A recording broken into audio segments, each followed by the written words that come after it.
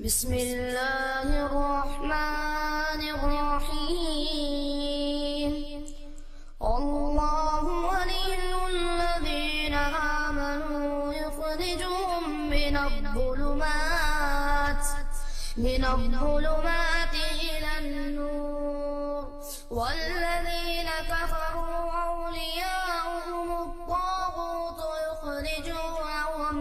युख़रिजूनहुम मिनन्नूरि इलज़्ज़ुलुमात उलाइका अस्हाबुन्नार हुम फ़ीहा ख़ालिदून। आपका खैर मक़दम करता हूँ। हमारे इस प्रोग्राम को लाइव फेसबुक पर देखने के लिए सिटी जमीयत अहले हदीस पर टाइप करें और इस प्रोग्राम को टीवी पर देखने के लिए Pathan cable network channel number 1000 पर टाइप करें और यूट्यूब पर इस प्रोग्राम को देखने के लिए अल नूर फाउंडेशन पर टाइप करें। तो मोहतरम नाजरीन, हमारे साथ यहाँ इस प्रोग्राम में मौजूद हैं शेख इश्तियाक अहमद सलफ़ी साहब। मैं उनका भी इस प्रोग्राम के अंदर खैर मक़दम करता हूँ। अस्सलामु अलैकुम वरहमतुल्लाहि वबरकातुहू। तो शेख, जिस तरह से पिछले प्रोग्राम में एक सवाल जो है रह गया था, इसका जवाब हमें देना है। ये भाई ने हमारे एक सवाल किया था कि हिंदुस्तान में सबसे पहले ख्वाजा मुइनुद्दीन चिश्ती रहमतुल्लाह अलैह आए या फिर सहाबा कराम रिज़वानुल्लाहि अजमईन इस सरज़मीन पर आए, और कितने लोग आए थे, उसकी तादाद भी हमारे भाई ने जो है पूछा था। अस्सलामु अलैकुम वरहमतुल्लाहि वबरकातुहू। अल्हम्दुलिल्लाहिल्लज़ी हदाना लिहादा वमा कुन्ना लिनहतदिय लौला अन हदानल्लाह। अम्मा बाद,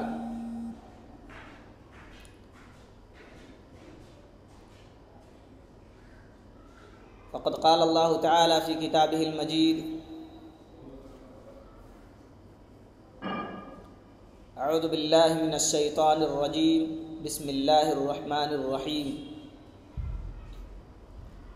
फ़स्अलू अहलज़ ज़िक्रि इन कुन्तुम ला तअलमून। वक़ाल नबी सल्लल्लाहु अलैहि वसल्लम फ़ल्युबल्लिग़िश शाहिदु अल गाइब। सुब्हानक अल्लाहुम्मा ला इल्म लना इल्ला मा अल्लमतना इन्नका अंतल अलीमुल हकीम। अल्लाहुम्मा रब्बि इश्रह ली सदरी व यस्सिर ली अमरी वहलुल उक़दतम मिन लिसानी यफ़क़हू क़ौली। अल्लाहुम्मा रब्बि ज़िदनी इल्मा, अल्लाहुम्मा रब्बि ज़िदनी इल्मा, अल्लाहुम्मा रब्बि ज़िदनी इल्मा। मुहतरम नाज़रीन, गुज़श्ता हफ्ते की मजलिस में आप हज़रात के सामने मेरे किसी भाई ने एक सवाल किया था कि क्या ख्वाजा गरीब नवाज़ रहमतुल्लाह अलैह इस हिंदुस्तान की सरज़मीन पर पहले आए या कोई और आया।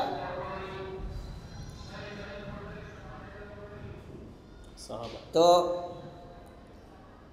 इस ज़िमन में जहाँ तक मैंने तलाश किया, हिंदुस्तान से अरबों के ताल्लुकात बहुत ज़्यादा पुराने हैं। सबसे पहले आपको ये बात जहन में रखनी चाहिए कि बर्रे सग़ीर हिंदो पाक से नबी अकरम सल्लल्लाहु अलैहि वसल्लम के दौर से ही ताल्लुकात, बल्कि उससे भी पहले से, हज़ारों साल पहले से हैं ये ताल्लुकात, और तिजारत की बुनियाद पर ये ताल्लुकात हैं। उस वक्त बहरी जहाज़ें हुआ करती थीं और उसके ज़रिए से सामान इधर उधर मुंतकिल किया जाता था। मुल्क अरब से लोग आया करते थे। हिंदुस्तान की सरज़मीन पर गल्लों का तबादला भी होता था। बहरी जहाज़ों के ज़रिए लोगों का सफ़र होता था। बाज़ मुस्तशरिकीन और मुतशद्दिदीन, या यूँ कह लीजिए इस्लाम दुश्मन मुअर्रिखीन ने इस्लामी तारीख़ को बूदा बना करके पेश किया है और अपने तवारीख़ में अपनी झूठी बातों के ज़रिए से ये सबूत देने की कोशिश की है कि मुसलमान हिंदुस्तान के अंदर माल गनीमत की लालच में आए लड़ाई करने के लिए, और इस तरह से यहाँ के लोगों को कैदी बनाने के लिए, यहाँ हुकूमत करने के लिए इस तरह की कुछ फजूल बातें इन्होंने अपनी तवारीख़ के अंदर दर्ज की हैं। लेकिन अल्लाह का शुक्र है कि जहाँ एक तरफ ये मुस्तशरिकीन मुतशद्दिदीन और ख़ाइन मुअर्रिख़ीन हैं, वहीं दूसरी तरफ मुनसिफ मुअर्रिख़ीन की भी लिस्ट मौजूद होती है जिन्होंने हकीकत पसंदाना बात कही है और वो बात कही है जो बिल्कुल दुरुस्त थी। और दुरुस्त बात जो है वो ये है कि नबी अकरम सल्लल्लाहु अलैहि वसल्लम के दौर के पहले से ही हिंदुस्तान से लोगों के बहरी जहाज़ों के ज़रिए ताल्लुक़ात थे और सामान का तबादला भी होता था।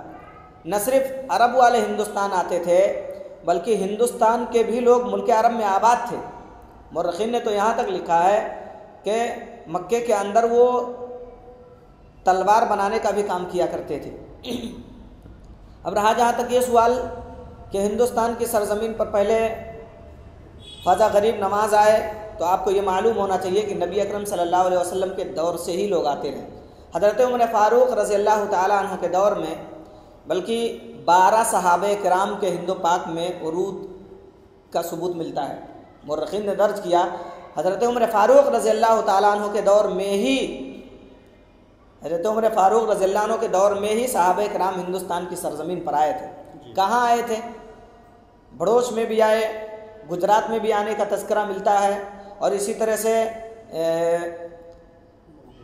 मुंबई के अंदर जो थाना है, थाना की सरज़मीन पर भी सहाबे किराम के आने का तज़किरा मिलता है। हज़रत उमर फ़ारूक रज़ियल्लाहु ताला अन्हु के दौर में 12 सहाबे किराम, हज़रत उस्मान गनी रज़ियल्लाहु ताला अन्हु के दौर में 5 सहाबे किराम और हज़रत अली रज़ियल्लाहु ताला अन्हु के दौर में 3 सहाबे किराम, हज़रत अमीर मुआविया रज़ियल्लाहु अन्हु के दौर में 4 सहाबे किराम और उसके बाद यज़ीद इब्न मुआविया के दौर में भी 1 सहाबे किराम, एक सहाबी के आने का तज़किरा मिलता है।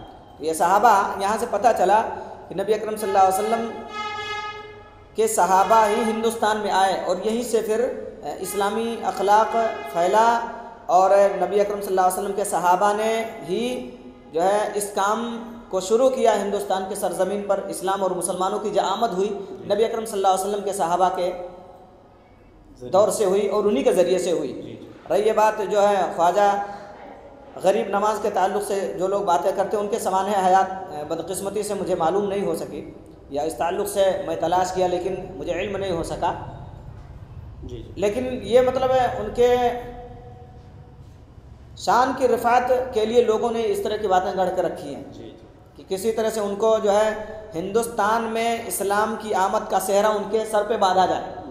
हिंदुस्तान में जो इस्लाम फैला इसका सेहरा किसी तरह से उनके सर पे बांधा जाए ताकि इससे इनकी इज़्ज़त और इनके रफ़ात में और ज़्यादा बुलंदी आए, इनके वक़ार में और भी ज़्यादा बुलंदी आए। बहरहाल ऐसा करना मैं समझता हूँ तारीख़ से दुश्मनी है और हक़ाइक़ से सरफ़ नज़र ये जो है एक मुसलमान का शेवा नहीं होना चाहिए कि हकीकत को बयान न करे और किसी की तरफ लचकते हुए या किसी की शान को बढ़ाने के गरज से वो इस तरह की बातें शेयर करें। नबी अकरम सल्लल्लाहु अलैहि वसल्लम के सहाबा के ज़रिए ही इस हिंदुस्तान की सरज़मीन पर इस्लाम आया और मुसलमान यहीं से जो है फैले। बल्कि मैंने इससे पहले भी तज़किरा किया था कि केरला के अंदर उनकी मस्जिद भी मौजूद है। सबसे पहले हिंदुस्तान के अंदर जो केरला के अंदर मौजूद है, सबसे पहली मस्जिद वहाँ मौजूद है, वहाँ से इस्लाम फैला। नबी अकरम सल्लल्लाहु अलैहि वसल्लम के सहाबा आते रहे, लोग उनके अखलाक से मुतासिर होते रहे, इस्लाम की बातें फैलती रही। चूँकि नबी सल्लल्लाहु अलैहि वसल्लम के सहाबा का ये मिजाज था, जहाँ भी पहुँचते तो इस्लाम की नशर इशाअत की पूरी कोशिश किया करते थे। जहाँ तक उनसे मुमकिन हो सकता था हर वो तरीक़ा इख्तियार करते थे जो इस्लाम के लिए जो है मुनासिब हो और इस्लाम जिसके ज़रिए से फैले। जायज़ तरीक़ा इस्लाम का होता था। इस्लाम ने जो है तलवारों के ज़रिए से जो है इस्लाम फैलाने की हरगिज़ जो है हुक्म जो है इस बात की इजाज़त नहीं दी है, तो इस बात का सवाल ही पैदा नहीं हो सकता है। बल्कि नबी अकरम सल्लल्लाहु अलैहि वसल्लम के दौर में एक बड़ा प्यारा वाक़या मिलता है। सही बुखारी शरीफ किताबुल मगाज़ी के अंदर ये दर्ज है। ये वाक़या अल्लाह के नबी सल्लल्लाहु अलैहि वसल्लम जो है जंग के लिए जा रहे हैं, लौटते हुए साहबे रसूल बयान करते हैं, लौटते हुए नबी अकरम सल्लल्लाहु अलैहि वसल्लम एक सायादार दरख्त के नीचे लेट जाते हैं। लोग कहते हैं मुसलमान हिंदुस्तान के सरज़मीन पर जो साहिल पर आए, कितने लोग आए इसकी तादाद में भी ज़रा इख्तिलाफ़ है, कितने लोग आए इसकी तादाद में, इसलिए मैंने इख्तिलाफ ये तादाद नहीं रखा। अल्लाह के नबी सल्लल्लाहु अलैहि वसल्लम तलवार जो है अपनी लटका देते हैं दरख्त पे और नीचे लेट जाते हैं। काफिर आया, पूरे कब्ज़े में अपने हाथ में तलवार ले लिया सहाबा कराम भी जहाँ जहाँ साया पाए वो दूर दूर तक के फैल गए थे। नबी सल्लल्लाहु अलैहि वसल्लम को अकेले देख के तलवार भी पा लिया, अकेले हैं, बस वो बड़े पूरे वसूख के साथ कहता बताओ मैं यमनउका मिन्नी, अब आपको मुझसे कौन बचाएगा। तवक्कुल, अल्लाह के नबी सल्लल्लाहु अलैहि वसल्लम ने जब उससे सवाल सुना मैं यमनउका मिन्नी, आपको मुझसे कौन बचाएगा, रसूलुल्लाह सल्लल्लाहु अलैहि वसल्लम निहायत इत्मीनान के साथ जवाब दिया अल्लाह रब्बुल आलमीन मुझे बचाएगा। आज यहाँ अल्लाह रब्बुल आलमीन तेरे मुकाबले में मेरे लिए काफ़ी है। काफिर का ये लफ्ज़ सुनना था कि थर थर काँपने लगा। इमाम बुखारी रहमतुल्लाह अलैह लिखते हैं कि सिर्फ काँपा ही नहीं, इतना काँपा कि उसके हाथ से तलवार भी छूट करके गिर गई। नबी सल्लल्लाहु अलैहि वसल्लम से अपने कब्जे में कर लिया जी। इससे पहले कितने वसूस कह रहा था, बस थोड़ा सा फासला है, तलवार भी नंगी है, मेरे हाथ में मौजूद है, आपकी गर्दन यानी हत्ता आप मौजूद है, थोड़ा सा चला दूँ ख़त्म हो जाएंगे आप। नबी अकरम सल्लल्लाहु अलैहि वसल्लम ने कहा अल्लाह, उसके हाथ से तलवार गिरी। बहरहाल नबी सल्लल्लाहु अलैहि वसल्लम ने उठाया तो कहा अब तुझे कौन बचाएगा ये बता। अल्लाह पे तो ईमान था नहीं उसका, क्या कहता, जवाब दिया अब अगर आप रहम करके छोड़ दो तो बच सकता हूँ, वरना कौन मुझे बचाने वाला। नबी अकरम सल्लल्लाहु अलैहि वसल्लम ने फरमाया अच्छा ये बता, क्या तू ये गवाही देता है कि अल्लाह एक है, मैं अल्लाह का रसूल हूँ, यानी इस्लाम में दाखिल होता है तू? कहता नहीं, ये तो मुझसे नहीं होता जी। शेख बादल के साथ सवाल हमें आ रहा है। अस्सलाम वालेकुम। वालेकुम अस्सलाम व रहमतुल्लाहि व बरकातुहू। हाँ कौन भाई, कहाँ से बोल रहे हैं आप? जयपुर से बात कर रहा हूँ शेख। जी जी। ये सवाल है, हाँ नमाज में कुरान शरीफ तरतीब से पढ़ना है।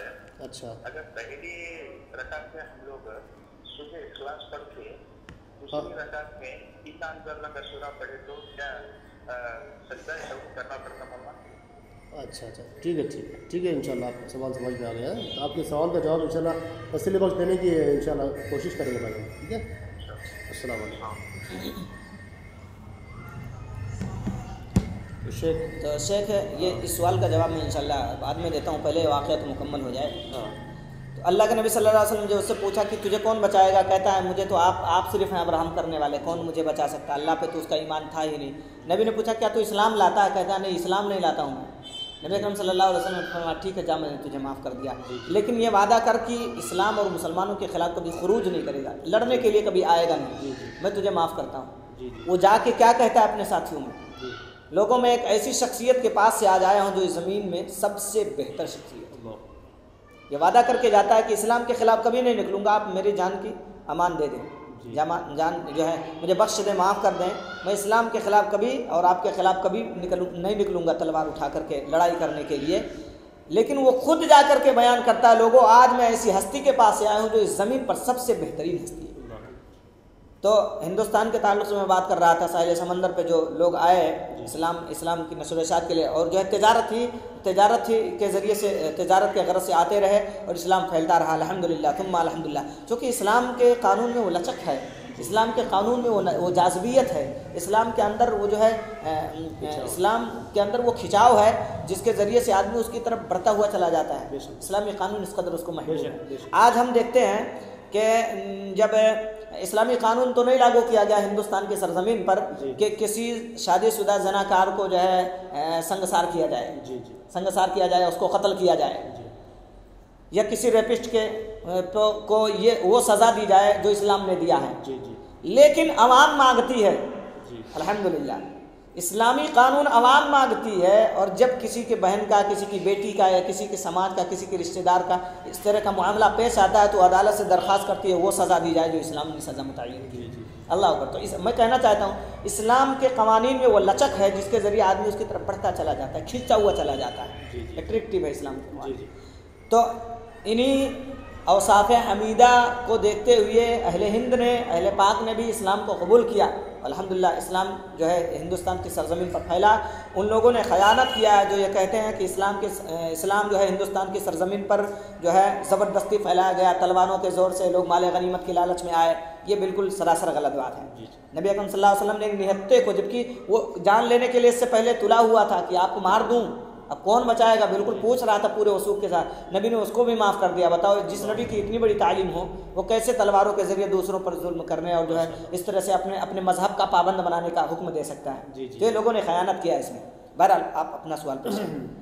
तो एक भाई ने हमें सवाल किया था अभी कि नमाज में कुरान तरतीब के साथ पढ़ा जाएगा या फिर बगैर तरतीब के भी पढ़ सकते हैं?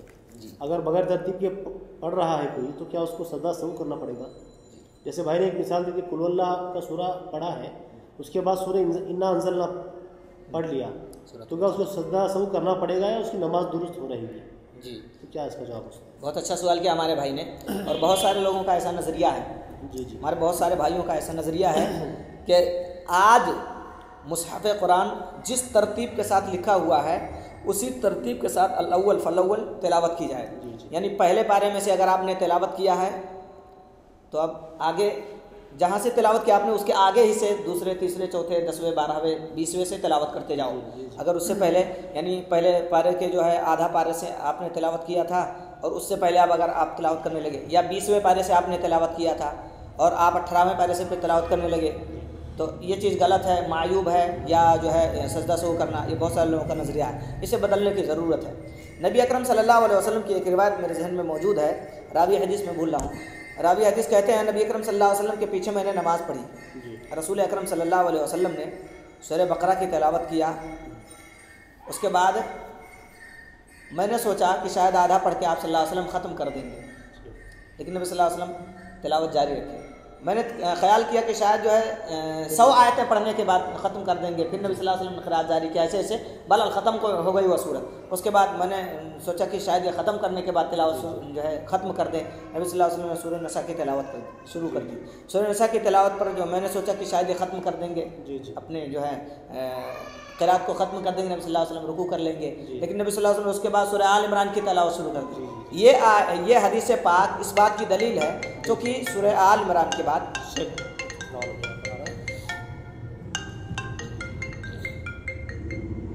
अस्सलाम वालेकुम। वालेकुम अस्सलाम व रहमतुल्लाह। बोलिए शेख, मैं अभी एक मैसेज किया हूँ आपको क्वेश्चन।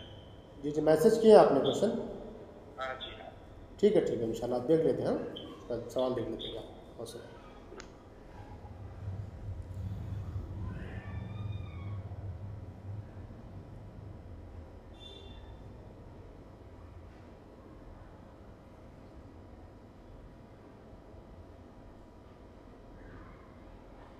जी, भाई ने एक और सवाल लिख भेजा है जी, आप इस सवाल का आप जवाब कंटिन्यू कीजिए। जी, तो जो है मैं कह रहा था कि ये हदीस पाक इस बात की दलील है कि तरतीब अगर इधर हो जाए, इधर उधर हो जाए तो कोई फ़र्क नहीं पड़ता उससे, और सजदा सहू नहीं करेगा। बहरहाल सजदा सहू नहीं करेगा, उसकी नमाज़ पूरी मुकम्मल होगी।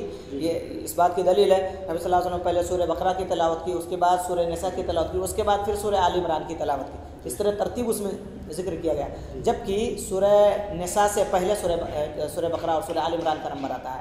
होना तो ये चाहिए था, अगर इस कायदे को हम मानते हैं। अगर इस कायदे को मानते हैं कि कुल हुवल्लाह पढ़ने के बाद अगर इन्ना अंज़लनाहु फ़ी लैलतिल क़द्र या सूरतुल क़द्र की आदमी ने तिलावत किया तो उसको सजदा सहू करना लाजिम आता, सजदा सहू करेगा क्योंकि उसने गलती किया है।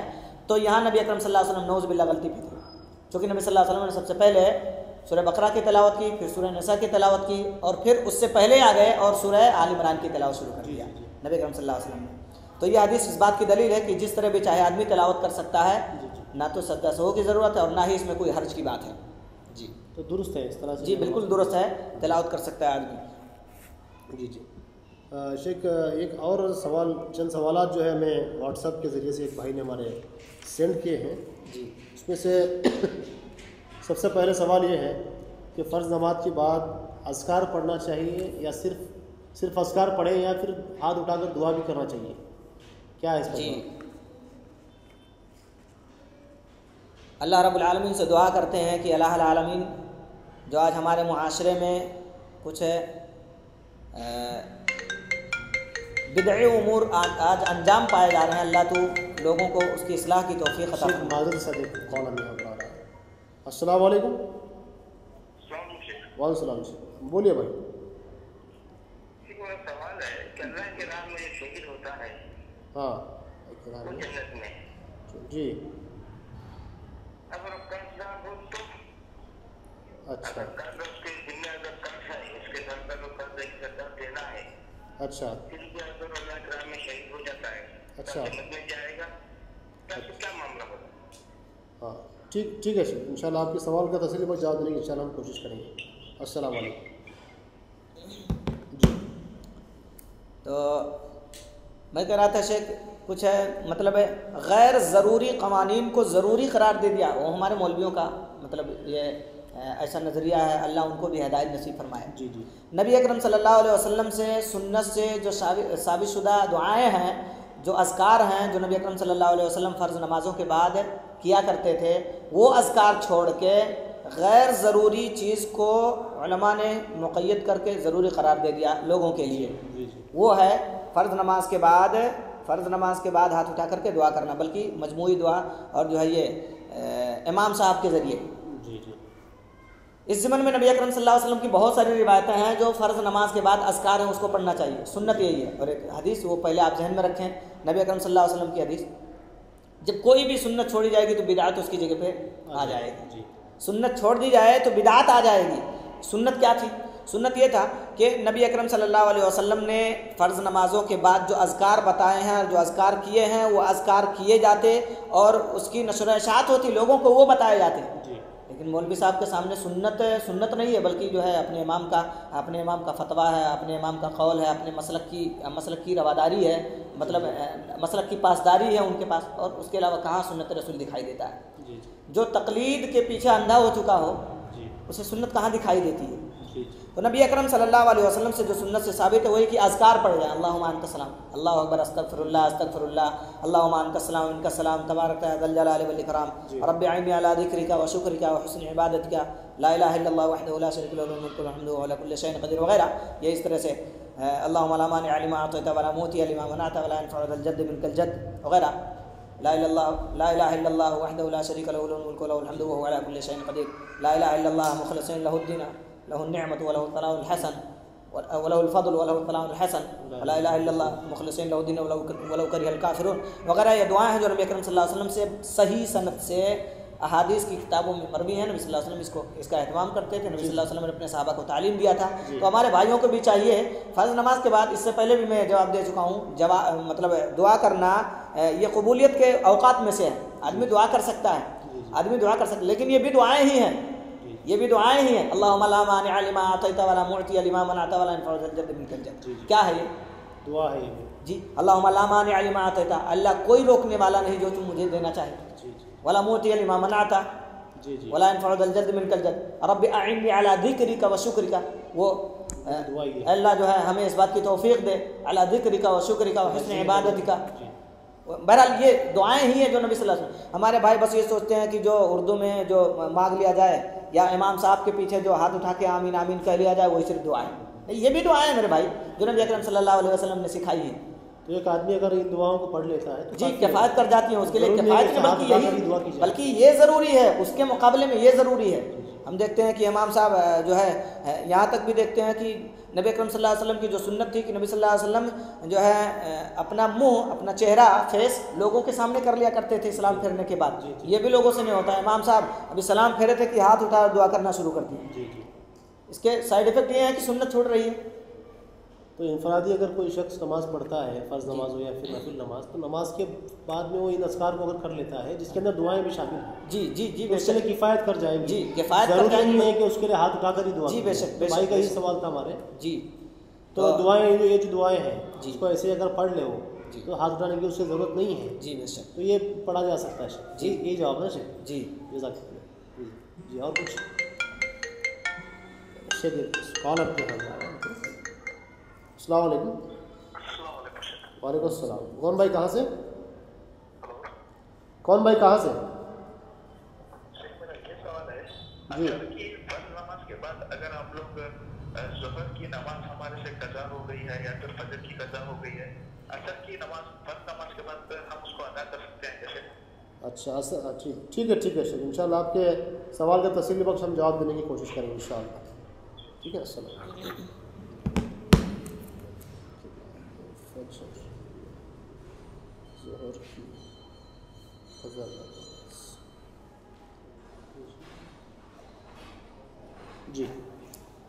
जी आप सवाल करें। जी और एक सवाल जो है इस भाई का हमारा ने किया है कि फ़र्ज़ नमाज के बाद, फ़र्ज़ नमाज के लिए क्या इक़ामत ज़रूरी है?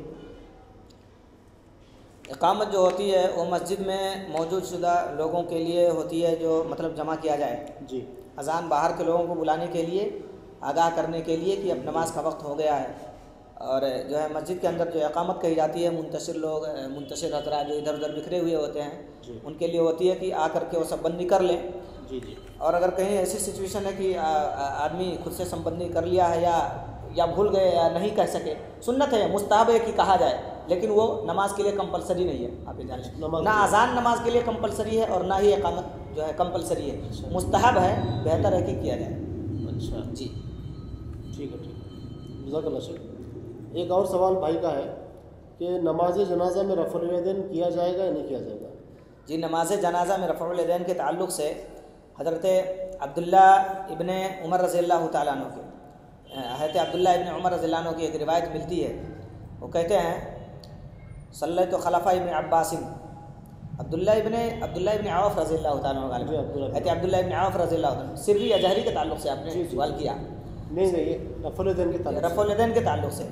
रफ़ुल यदैन के ताल्लुक़ से तो हज़रत अब्दुल्ला इब्ने उमर रज़ियल्लाहु तआला अन्हु, हज़रत अब्दुल्ला इब्ने उमर रज़ियल्लाहु तआला अन्हु बयान करते हैं, काना यरफ़उ यदैहि, वो खुद उनका ये अमल है, काना यरफ़उ यदैहि, वो अपने हाथों को उठाया करते थे, फ़ी जमी'i तकबीरातिल जनाज़ा, जनाजा के तमाम तकबीरात में। जी। और आम नमाज़ों पर इसे क़यास भी किया जाएगा, आम नमाज़ों पर इसे क़यास भी किया जाएगा, क्योंकि ये भी एक नमाज है। तो वो कहते हैं जो है हज़रत अब्दुल्ला इब्ने उमर रज़ियल्लाहु तआला का ये अमल था कि वो नमाज जनाजा की हर तकबीर में रफ़ुल यदैन किया करते थे। जी जी। उलमा का इसमें ज़रा इख्तिलाफ है, ना करना भी साबित है जी जी, और करना भी दुरुस्त है। जी जी, ना करना भी साबित है, करना भी दुरुस्त है। मेरे नज़दीक करना ज़्यादा बेहतर है। जी जी, ज़्यादा बेहतर है इस रिवायत के पेश नज़र जो मैंने अभी आपके सामने रखा है।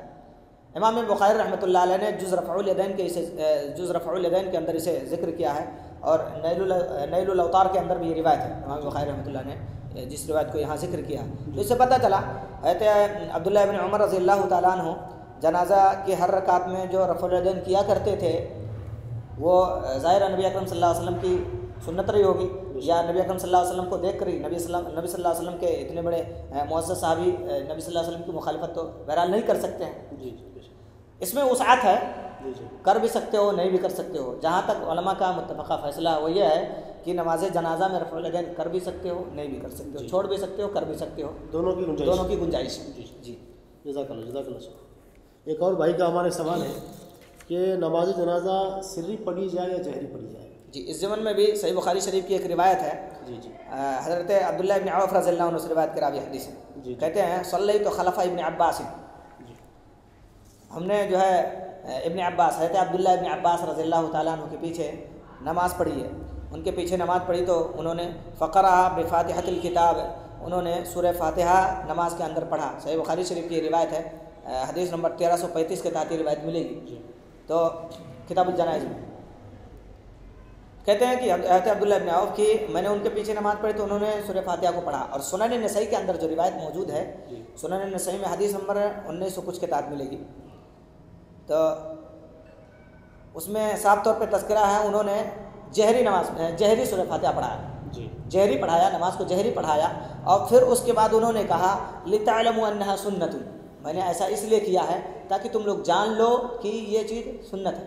उन्होंने नमाज जनाजा में सूरह फ़ातिहा को पढ़ा और जहर किया। नमाज जनाजा जहर पढ़ाया, यानी तेज़ आवाज़ से पढ़ाया।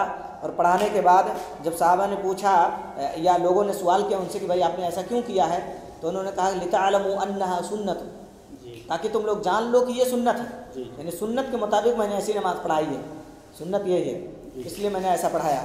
तो ये रिवायत बताती है कि जहरी नमाज जनाजा भी पढ़ाया जा सकता है, सिर्रन की भी गुंजाइश है। जहाँ तक मैंने रिसर्च किया, सिर्र की तरफ ज़्यादा उलमा किराम की रग़बत है, ज़्यादा उलमा सिर्री की तरफ गए हैं, यानी सिर्री नमाज जनाजा पढ़ाया जाए, ज़्यादा उलमा का ये कौल है। अलबत्ता दोनों की गुंजाइश है, इसमें भी वसाअत है इसमें। जी जी, जिस तरह से रफ़ुल यदैन की वसाअत है कि कर भी ले, नहीं भी कर सकता है, और जो है करने वाले को किसी आदमी का ये हक़ नहीं होता है, किसी आदमी को यह हक़ नहीं पहुँचता कि जो है करने वाले पे तनकीद करे, या करने वाले को भी ये हक़ नहीं पहुँचता कि ना करने वाले पे तनकीद करे। जिस मसले में शरीयत इस्लामिया ने गुंजाइश रखा है या जो है वसाअत है, उसमें कोई अमल मुक़य्यद करना बहरहाल दुरुस्त नहीं है, या किसी पर ऐसा तनकीदी तीर उछालना जिससे उसकी तनकीस हो रही हो या उसके अमल को जो है उसके अमल को नाजायज़ करार दिया जा रहा हो, इसकी बहरहाल गुंजाइश नहीं है। तो सिर्रन और जहरन दोनों तरह से पढ़ा जा सकता है या इसी तरह से रफ़अल यदैन किया भी जा सकता है, नहीं भी किया जा सकता है। वल्लाहु अअलम बिस्सवाब। जज़ाकल्लाह शेख, जज़ाकल्लाह शेख। एक और सवाल हमें आया था कि अल्लाह के रास्ते में जो लोग शहीद हो जाते हैं, अहादीस में उनके ताल्लुक़ से आता है कि वो अल्लाह ताला उनके लिए जन्नत अता करता है, उनको जन्नत देता है। तो कोई ऐसा मखरूज़ शहीद हो जाए जिसके ज़िम्मे कर्ज़ा हो, तो उसका क्या मामला है? जी, नबी अकरम सल्लल्लाहु अलैहि वसल्लम की एक बड़ी प्यारी रिवायत गालिबन सुनन तिरमिज़ी के अंदर वो मौजूद है। मैंने अभी गुज़श्ता दिन कल ही वो आयत मेरे नज़र से गुजरी, तो नबी अकरम सल्लल्लाहु अलैहि वसल्लम की बड़ी प्यारी रिवायत है। शहीद के लिए लिस शहीद सित्त ख़िसाल, छः उसके लिए बेहतरीन बातें उसके लिए, यानी 6 अहम बातें उसके लिए जो हैं वो ये हैं कि शहीद को, उनमें से ये भी है, शहीद के लिए जो 6 बातें हैं उनमें से एक ये भी है कि शहीद को मरते वक्त उसकी जन्नत में ठिकाना दिखाया जाता है। अल्लाह वयुरा मक़अदहु मिनल जन्नह, जन्नत में से उसका ठिकाना दिखाया जाता है। अल्लाह रब्बुल आलमीन उसको माफ़ कर देता है, जन्नत में ठिकाना दिखाया जाता है। और जहन्नम से वही उजारो मिनन नार, जहन्नम से उसको निजात दे दिया जाता है। और उसी में बहरहाल फजीलतों में एक ये भी है कि वो कुछ लोगों की सिफारिश भी करेगा, उसके ज़रिए अल्लाह ताला 70 या कुछ ऐसे तादाद है लोगों को की सिफारिश करेगा, उस शहीद के ज़रिए अल्लाह ताला उसे जन्नत में दाखिल करेगा, लोगों को उनकी मग़फ़िरत करके। न सिर्फ ये कि शहीद की अल्लाह ताला मग़फ़िरत करेगा, बल्कि उसको सिफारिश का हक़ भी देगा अल्लाह ताला। न सिर्फ ये कि अल्लाह ताला जन्नत में जगह देगा शहीद को, बल्कि जन्नत में जगह देने के बाद सही बुखारी शरीफ की बात है, अनस इब्न मालिक रज़ियल्लाहु अन्हु से रिवायत की रावी हदीस हैं, नबी अकरम सल्लल्लाहु अलैहि वसल्लम की बड़ी प्यारी रिवायत है। अल्लाह ताला उसे जन्नत में दाखिल करने के बाद उससे सवाल भी करेगा, बता तेरी और भी कोई ख्वाहिश है तो पूरी की जाएगी। शेख यहाँ पर एक कॉल हो रहा है। अस्सलाम वालेकुम। अस्सलाम, कौन भाई, कहाँ से? शेख मेरा ये सवाल है कि जो बरकत के लिए कुरान पढ़ते हैं दुकानों में या फिर मकानों में, क्या ये कहाँ तक सही है शेख? अच्छा, बरकत के लिए जो कुरान पढ़ा जाता है मकानों में, दुकानों में, ये कहाँ तक सही है? हाँ, अगर कारोबार में कुछ बिजनेस ठीक से नहीं चल रहा है, अच्छा, किसी मौलाना को या फिर छोटे मदरसे के बच्चों को या फिर घर के कोई तो भी आके कुरान शरीफ जो पढ़ते हैं बरकत के लिए, कहाँ तक सही? जी, आपके सवाल का तसलीम जवाब देने की कोशिश करेंगे इंशाल्लाह। ठीक है, अस्सलाम वालेकुम। मैं कह रहा था जो है सही बुखारी शरीफ की रिवायत, अल्लाह ताला पूछता है बार बार, हदीस में यहाँ तक लफ्ज़ मौजूद हैं, मा अहदुन हुक्मा क़ाल यदखुलुल जन्नत व युहिब्बु अन यरजिअ इला दुनिया, जन्नत में जाने के बाद कोई भी दाखिल होने के बाद वो ये पसंद नहीं करता कि दुनिया के अंदर आ जाए, इल्ला शहीद यतमन्ना अन यरजिअ इला दुनिया फयुक़्तल 10 मर्रात लिमा यरा मिनल करामा। वो तमन्ना करता है, अल्लाह ताला अगर उसे ऑप्शन दे दे कि जा दुनिया के सारे ज़रो जवाहरात के अंबार तेरे लिए, पूरी दुनिया की हुकूमत तेरे लिए, पूरी दुनिया का तो हाकिम बना दिया, सब कुछ दुनिया के अंदर तुझे दी गई, तो भी वो नहीं तमन्ना करेगा जन्नत में जाने के बाद कि हम दुनिया में चले जाएं दोबारा। सिर्फ शहीद तमन्ना करेगा, बल्कि एक दूसरी बात में अल्लाह ताला बार बार पूछेगा, जब शहीद कहेगा कुछ नहीं अल्लाह सब कुछ दिया जन्नत में क्या मांगूं, तो अल्लाह ताला बार बार जब पूछता रहेगा, शहीद ये जान लेगा कि कुछ तो मांगना है, नहीं तो अल्लाह नहीं छोड़ेगा मांगता ही रहेगा। तो फिर शहीद कह देगा अल्लाह भेज दे दुनिया के अंदर जाऊँ, फयुक़्तल 10 मर्रात लिमा यरा मिनल करामा, जो बुजुर्गी, जो वक़ार, जो इज़्ज़त का ताज उसके सर पर रखा गया है, जो मकाम अल्लाह ताला ने उसे जन्नत के अंदर दिया, उसे देखते हुए शहीद कहेगा अल्लाह ताला भेज दे जाऊँ मैं 10 मरतबा, अब भी बार बार तो जिंदा करे, बार बार मैं तेरे रास्ते में अपनी गर्दन कटा करके आऊँ। अल्लाह, इतनी बड़ी प्यारी बात। बहरहाल तो शहीद का इतना बड़ा मकाम है कि शहीद के लिए अल्लाह ताला न सिर्फ जन्नत देगा बल्कि जन्नत में आरजू भी पूछेगा। और जब शहीद एक ऐसा सवाल करेगा जिसके ताल्लुक से अल्लाह ने पहले ही कानून क्लोज कर दिया, कानून बंद कर दिया, कानून नहीं तुम्हें जाना, इसलिए यहाँ बंद, खलास नहीं जाना दोबारा दुनिया के अंदर। तो इतनी बड़ी फजीलत के बावजूद भी अल्लाह के नबी सल्लल्लाहु अलैहि वसल्लम की एक रिवायत है जो मुअत्ता इमाम मालिक के अंदर भी मिलेगी ये रिवायत, और सही बुखारी शरीफ के अंदर भी रिवायत है जिसमें नबी सल्लल्लाहु अलैहि वसल्लम ने गज़ब का इजहार किया। मुअत्ता इमाम मालिक के अंदर है, साहबी रसूल कहते हैं या रसूल अल्लाह, अगर मैं बढ़ता चला जाऊँ जिहाद में, बढ़ता चला जाऊँ, पीठ ना फेरूँ, दुश्मनों से मुकाबला करता हूँ, शहीद हो जाऊँ, क्या अल्लाह मुझे माफ़ कर देगा? नबी सल्लल्लाहु अलैहि वसल्लम ने फरमाया हाँ। बाद में फिर पूछा नबी सल्लल्लाहु अलैहि वसल्लम कैसे तुमने कहा था? उन्होंने फिर दोहराया, बढ़ता चला जाऊँ, जिहाद करता रहूँ, मुड़ के ना देखूँ, यानी अल्लाह के रास्ते में बढ़ता ही चला जाऊँ, जिहाद करता हूँ, शहीद हो जाऊँ, कि अल्लाह मुझे माफ़ कर देगा? नबी ने फरमाया नाम इल्ला दई, सिवाय कर्ज की, सिवाय कर्ज के अल्लाह रब्बुल आलमीन सब कुछ माफ़ कर देगा। तो कर्ज माफ नहीं तो कर्ज नहीं माफ़ हो सकता है मेरे भाई। कर्ज अगर लिया है आपने इस दुनिया के अंदर उसे लौटा दो। चाहे जाए कि आप जुल्मन किसी की ज़मीन जायदाद पे कब्जा करके उसे नाजायज़ तरीके से खाओ। कर्ज अगर आपने लिया है तो आप अल्लाह के रास्ते में अपनी बोटियां नचवा के जाओगे, गर्दन तन से जुदा करा के जाओगे, अपने आप को अल्लाह के रास्ते में हलाक करके जाओगे, फिर भी अल्लाह तुम्हें माफ़ नहीं करेगा। क्योंकि अल्लाह का जो हक़ है वो तो अल्लाह माफ़ करने को तैयार हो जाएगा, लेकिन बंदे का हक़ अल्लाह ताला पहले कानून बना चुका, नहीं माफ़ करता हूँ। सही बुखारी शरीफ किताबुल जनाज़ के अंदर एक वाक़या, बड़ा प्यारा वाक़या मिलता है। अल्लाह के नबी सल्लल्लाहु अलैहि वसल्लम के पास से एक जनाजा गुजरा। नबी सल्लल्लाहु अलैहि वसल्लम से कहा गया कि चलिए या रसूल अल्लाह, लाया गया जनाजा, या रसूल अल्लाह आप नमाज जनाजा पढ़ा दीजिए। नबी सल्लल्लाहु अलैहि वसल्लम ने कहा क्या इस मरने वाले ने कोई कर्ज लिया है, इस पर कोई कर्ज है? लोगों ने कहा नहीं, आपने नमाज जनाजा पढ़ा दिया। दूसरा लाया गया, पूछा क्या इसने कोई, जब कहा गया कि या रसूल अल्लाह इसकी नमाज जनाजा पढ़ा दो, नबी सल्लल्लाहु अलैहि वसल्लम ने पूछा क्या इस पर कर्ज है? लोगों ने कहा हाँ 3 दिनार कर्ज है। नबी सल्लल्लाहु अलैहि वसल्लम ने फरमाया कुछ छोड़ा भी है? कहा हाँ 3 दिनार छोड़ा, अदा करता है। नबी सल्लल्लाहु अलैहि वसल्लम ने नमाज जनाजा पढ़ा दिया। तीसरा भी लाया गया, नबी सल्लल्लाहु अलैहि वसल्लम ने जब उनसे कहा गया कि नमाज जनाजा पढ़ा दीजिए या रसूल अल्लाह इस मुसलमान की, नबी अकरम सल्लल्लाहु अलैहि वसल्लम कहते हैं कि क्या हल अलैहि दैनुन, क्या इसके ऊपर कोई कर्ज है? फ़क़ीला लो, नबी सल्लल्लाहु अलैहि वसल्लम से कहा गया 3 दिनार, सलाततु दनानिर, 3 दिनार इसके ऊपर कर्जा है। नबी सल्लल्लाहु अलैहि वसल्लम फरमाया फाल तरका शैयन, कोई चीज़ ने छोड़ा भी है? क़ालू ला, लोगों ने बताया रसूलुल्लाह कुछ भी नहीं छोड़ा। नबी अकरम सल्लल्लाहु अलैहि वसल्लम फरमाया सल्लू अला साहिबिकुम, जाओ तुम अपने साहबी की नमाज, अपने साथी की नमाज जनाजा पढ़ लो। नबी सल्लल्लाहु अलैहि वसल्लम ने नाराज़गी का इजहार किया, मरा 3 दिनार सिर्फ लेकर के गया, आज हम करोड़ों करोड़ रुपया ले करके भूल जाते हैं। और हमारी ये पहले से नीयत होती है, अगर पहले से अदायगी की नीयत हम करें तो अल्लाह ताला अदा करा देगा इंशाअल्लाह। अगर पहले से अदायगी की नीयत करें तो इंशाअल्लाह रहमान अल्लाह रब्बुल आलमीन अदा करवा देगा। लेकिन हमारी पहले से नीयत खोटी होती है, चलो फंसा लेते हैं, फिर बताएंगे जनाब जी को, रुलाएंगे उन्हें, कैसे अदा होगा पहले से जब आपकी नीयत खोटी।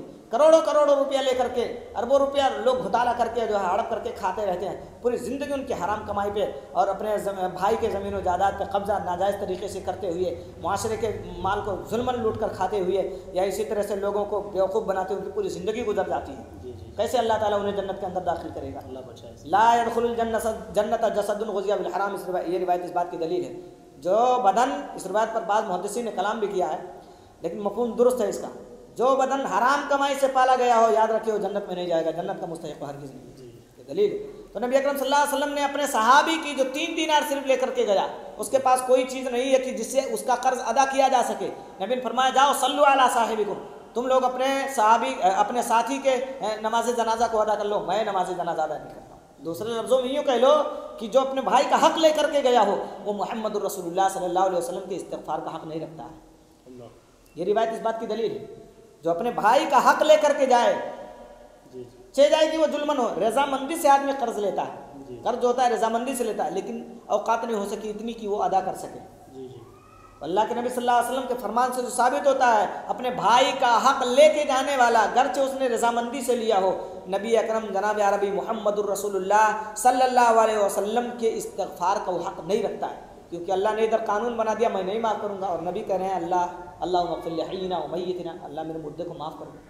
अल्लाह जिंदों के साथ मुर्दों को भी माफ़ कर, ख़ास तौर पे जिसकी नमाज जनाजा सामने होती है उसके लिए दुआ करते हैं अल्लाह इसको बख्श दे।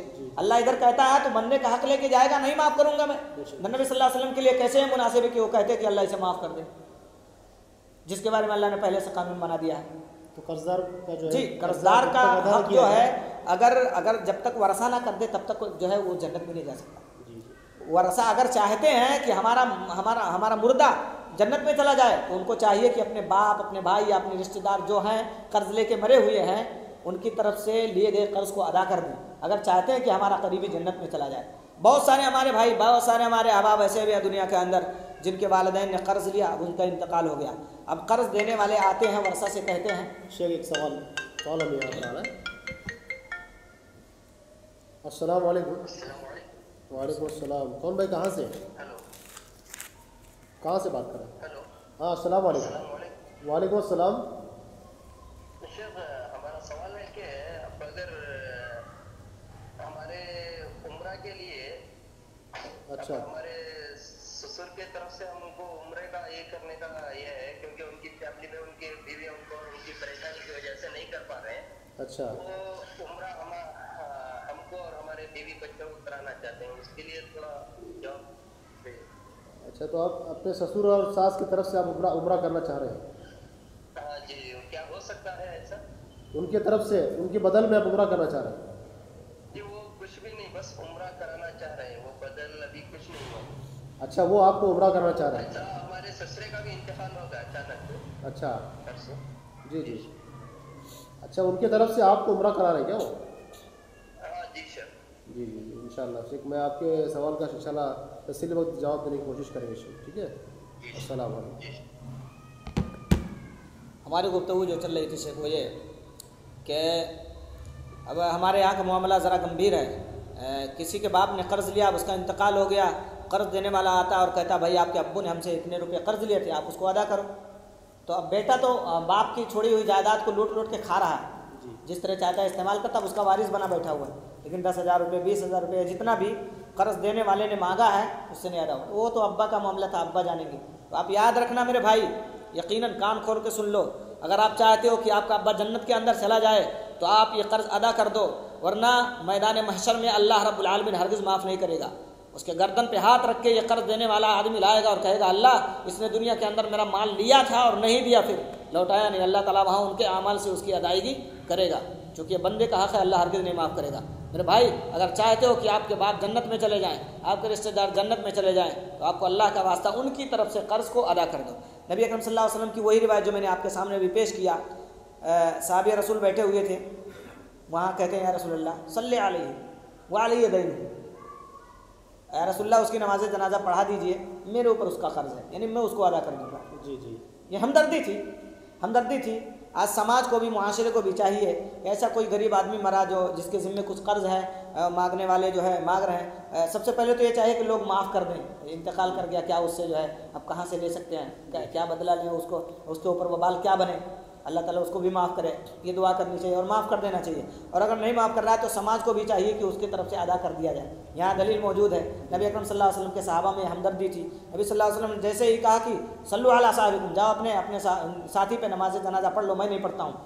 नबी अकरम सल्लल्लाहु अलैहि वसल्लम की ये बात सुन करके साहबी कहते हैं या रसूलल्लाह सल्ली अलैहि व अलैहि दैन, मैं उसकी तरफ से कर्ज अदा कर देता हूँ और आप उसकी नमाज जनाजा पढ़ा दीजिए। तो आज हमारा भी मिजाज ऐसा होना चाहिए और कर्ज को अदा करना चाहिए। जी शेख, एक और भाई ने हमारे सवाल किया था कि असर की नमाज के बाद फजर की नमाज या फिर ज़ोहर की नमाज अगर क़ज़ा हो गई है तो क्या असर की नमाज के बाद उसको पढ़ा जा सकता है? असर की नमाज तक के फ़जर की नमाज को मुअख्खर करना मैं नहीं समझता हूँ कि किसी मुसलमान का सेवा होना चाहिए। जी जी, नहीं किसी वजह से हो गया, सफ़र में है या किसी मजबूरी? नहीं, मुझे कोई ऑप्शन नज़र ही नहीं आता जिससे जो है सिर्फ बेहोशी का ऑप्शन मुझे नज़र आता है। असल में भाई का सवाल ये है कि असर की नमाज के बाद चूँकि नमाज नहीं पढ़ी जा सकती जी, इस तरह से। नहीं, वो भाई ने गलत सोचा है। नमाज तो उस वक्त तक पढ़ी जा सकती है जब तक कि सूरज गुरूब नहीं हो जाता। जी जी, एक पीलापन या सुर्खी नज़र आती है, उसमें बिल्कुल डूबने के करीब होता है तो, बल्कि उससे पहले भी अगर एक रकत असर की नमाज आदमी की छूटी हुई थी, उससे पहले भी अगर एक रकत उसने पा लिया, 3 रकत गुरूब होने के बाद पढ़ा तो भी उसकी नमाज हो जाएगी, मुकम्मल हो जाएगी। अब जहाँ तक रही ये बात है कि किस तरतीब से और कैसे पढ़े वो आदमी नमाज, जिसकी ज़ोहर की नमाज, देखो जब भी आदमी, जहाँ तक फजर का मामला है, नबी अकरम सल्लल्लाहु, जिस आदमी की नमाज छूट गई हो या जो आदमी सो गया हो, उसके लिए क़ज़ा यही है कि जब भी उसको होश आए, जब भी वो बेदार हो वो पढ़ ले, जब भी वो बेदार हो नमाज पढ़ ले, वही उसका कफ़ारा है। उसका कफ़ारा सलाह यही है, जो फजर की नमाज में सो गया या किसी भी नमाज में सो गया, जब वो बेदार हो उसको पढ़ ले। तो फजर की नमाज इंशाल्लाह मैं नहीं समझता हूँ कि कोई आदमी इस कदर जो है घोड़ा बेच के सोएगा कि वो असर के बाद तक भी सोता रहेगा फजर से पहले लेकर के। बहरहाल अगर ऐसी सिचुएशन आई है तो तरतीब के साथ नमाज को अदा किया जाएगा। अगर ऐसी सिचुएशन किसी आदमी के सामने पेश आई है तो तरतीब से नमाज पढ़ेगा। और कौन है अस्सलाम वालेकुम। मेरा ये सवाल है कि नमाज पढ़ने के लिए टोपी पहनना जरूरी है।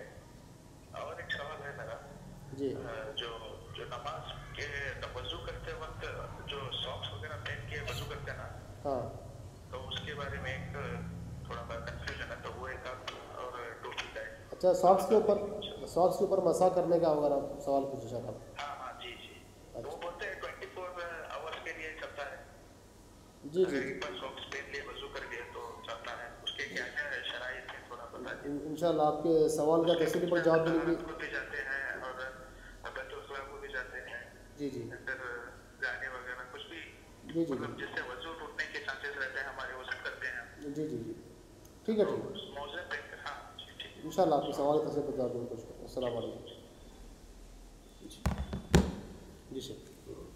मैं कह रहा था तो जिस तरतीब से उसकी नमाज है उसी तरतीब से अदा की जाएगी। मिसाल के तौर पर फजर की नमाज़ छोड़ा तो फजर को पहले अदा किया जाएगा, उसके बाद असर की नमाज जोहर की नमाज़ पढ़ेगा, उसके बाद असर की नमाज़ अदा करेगा।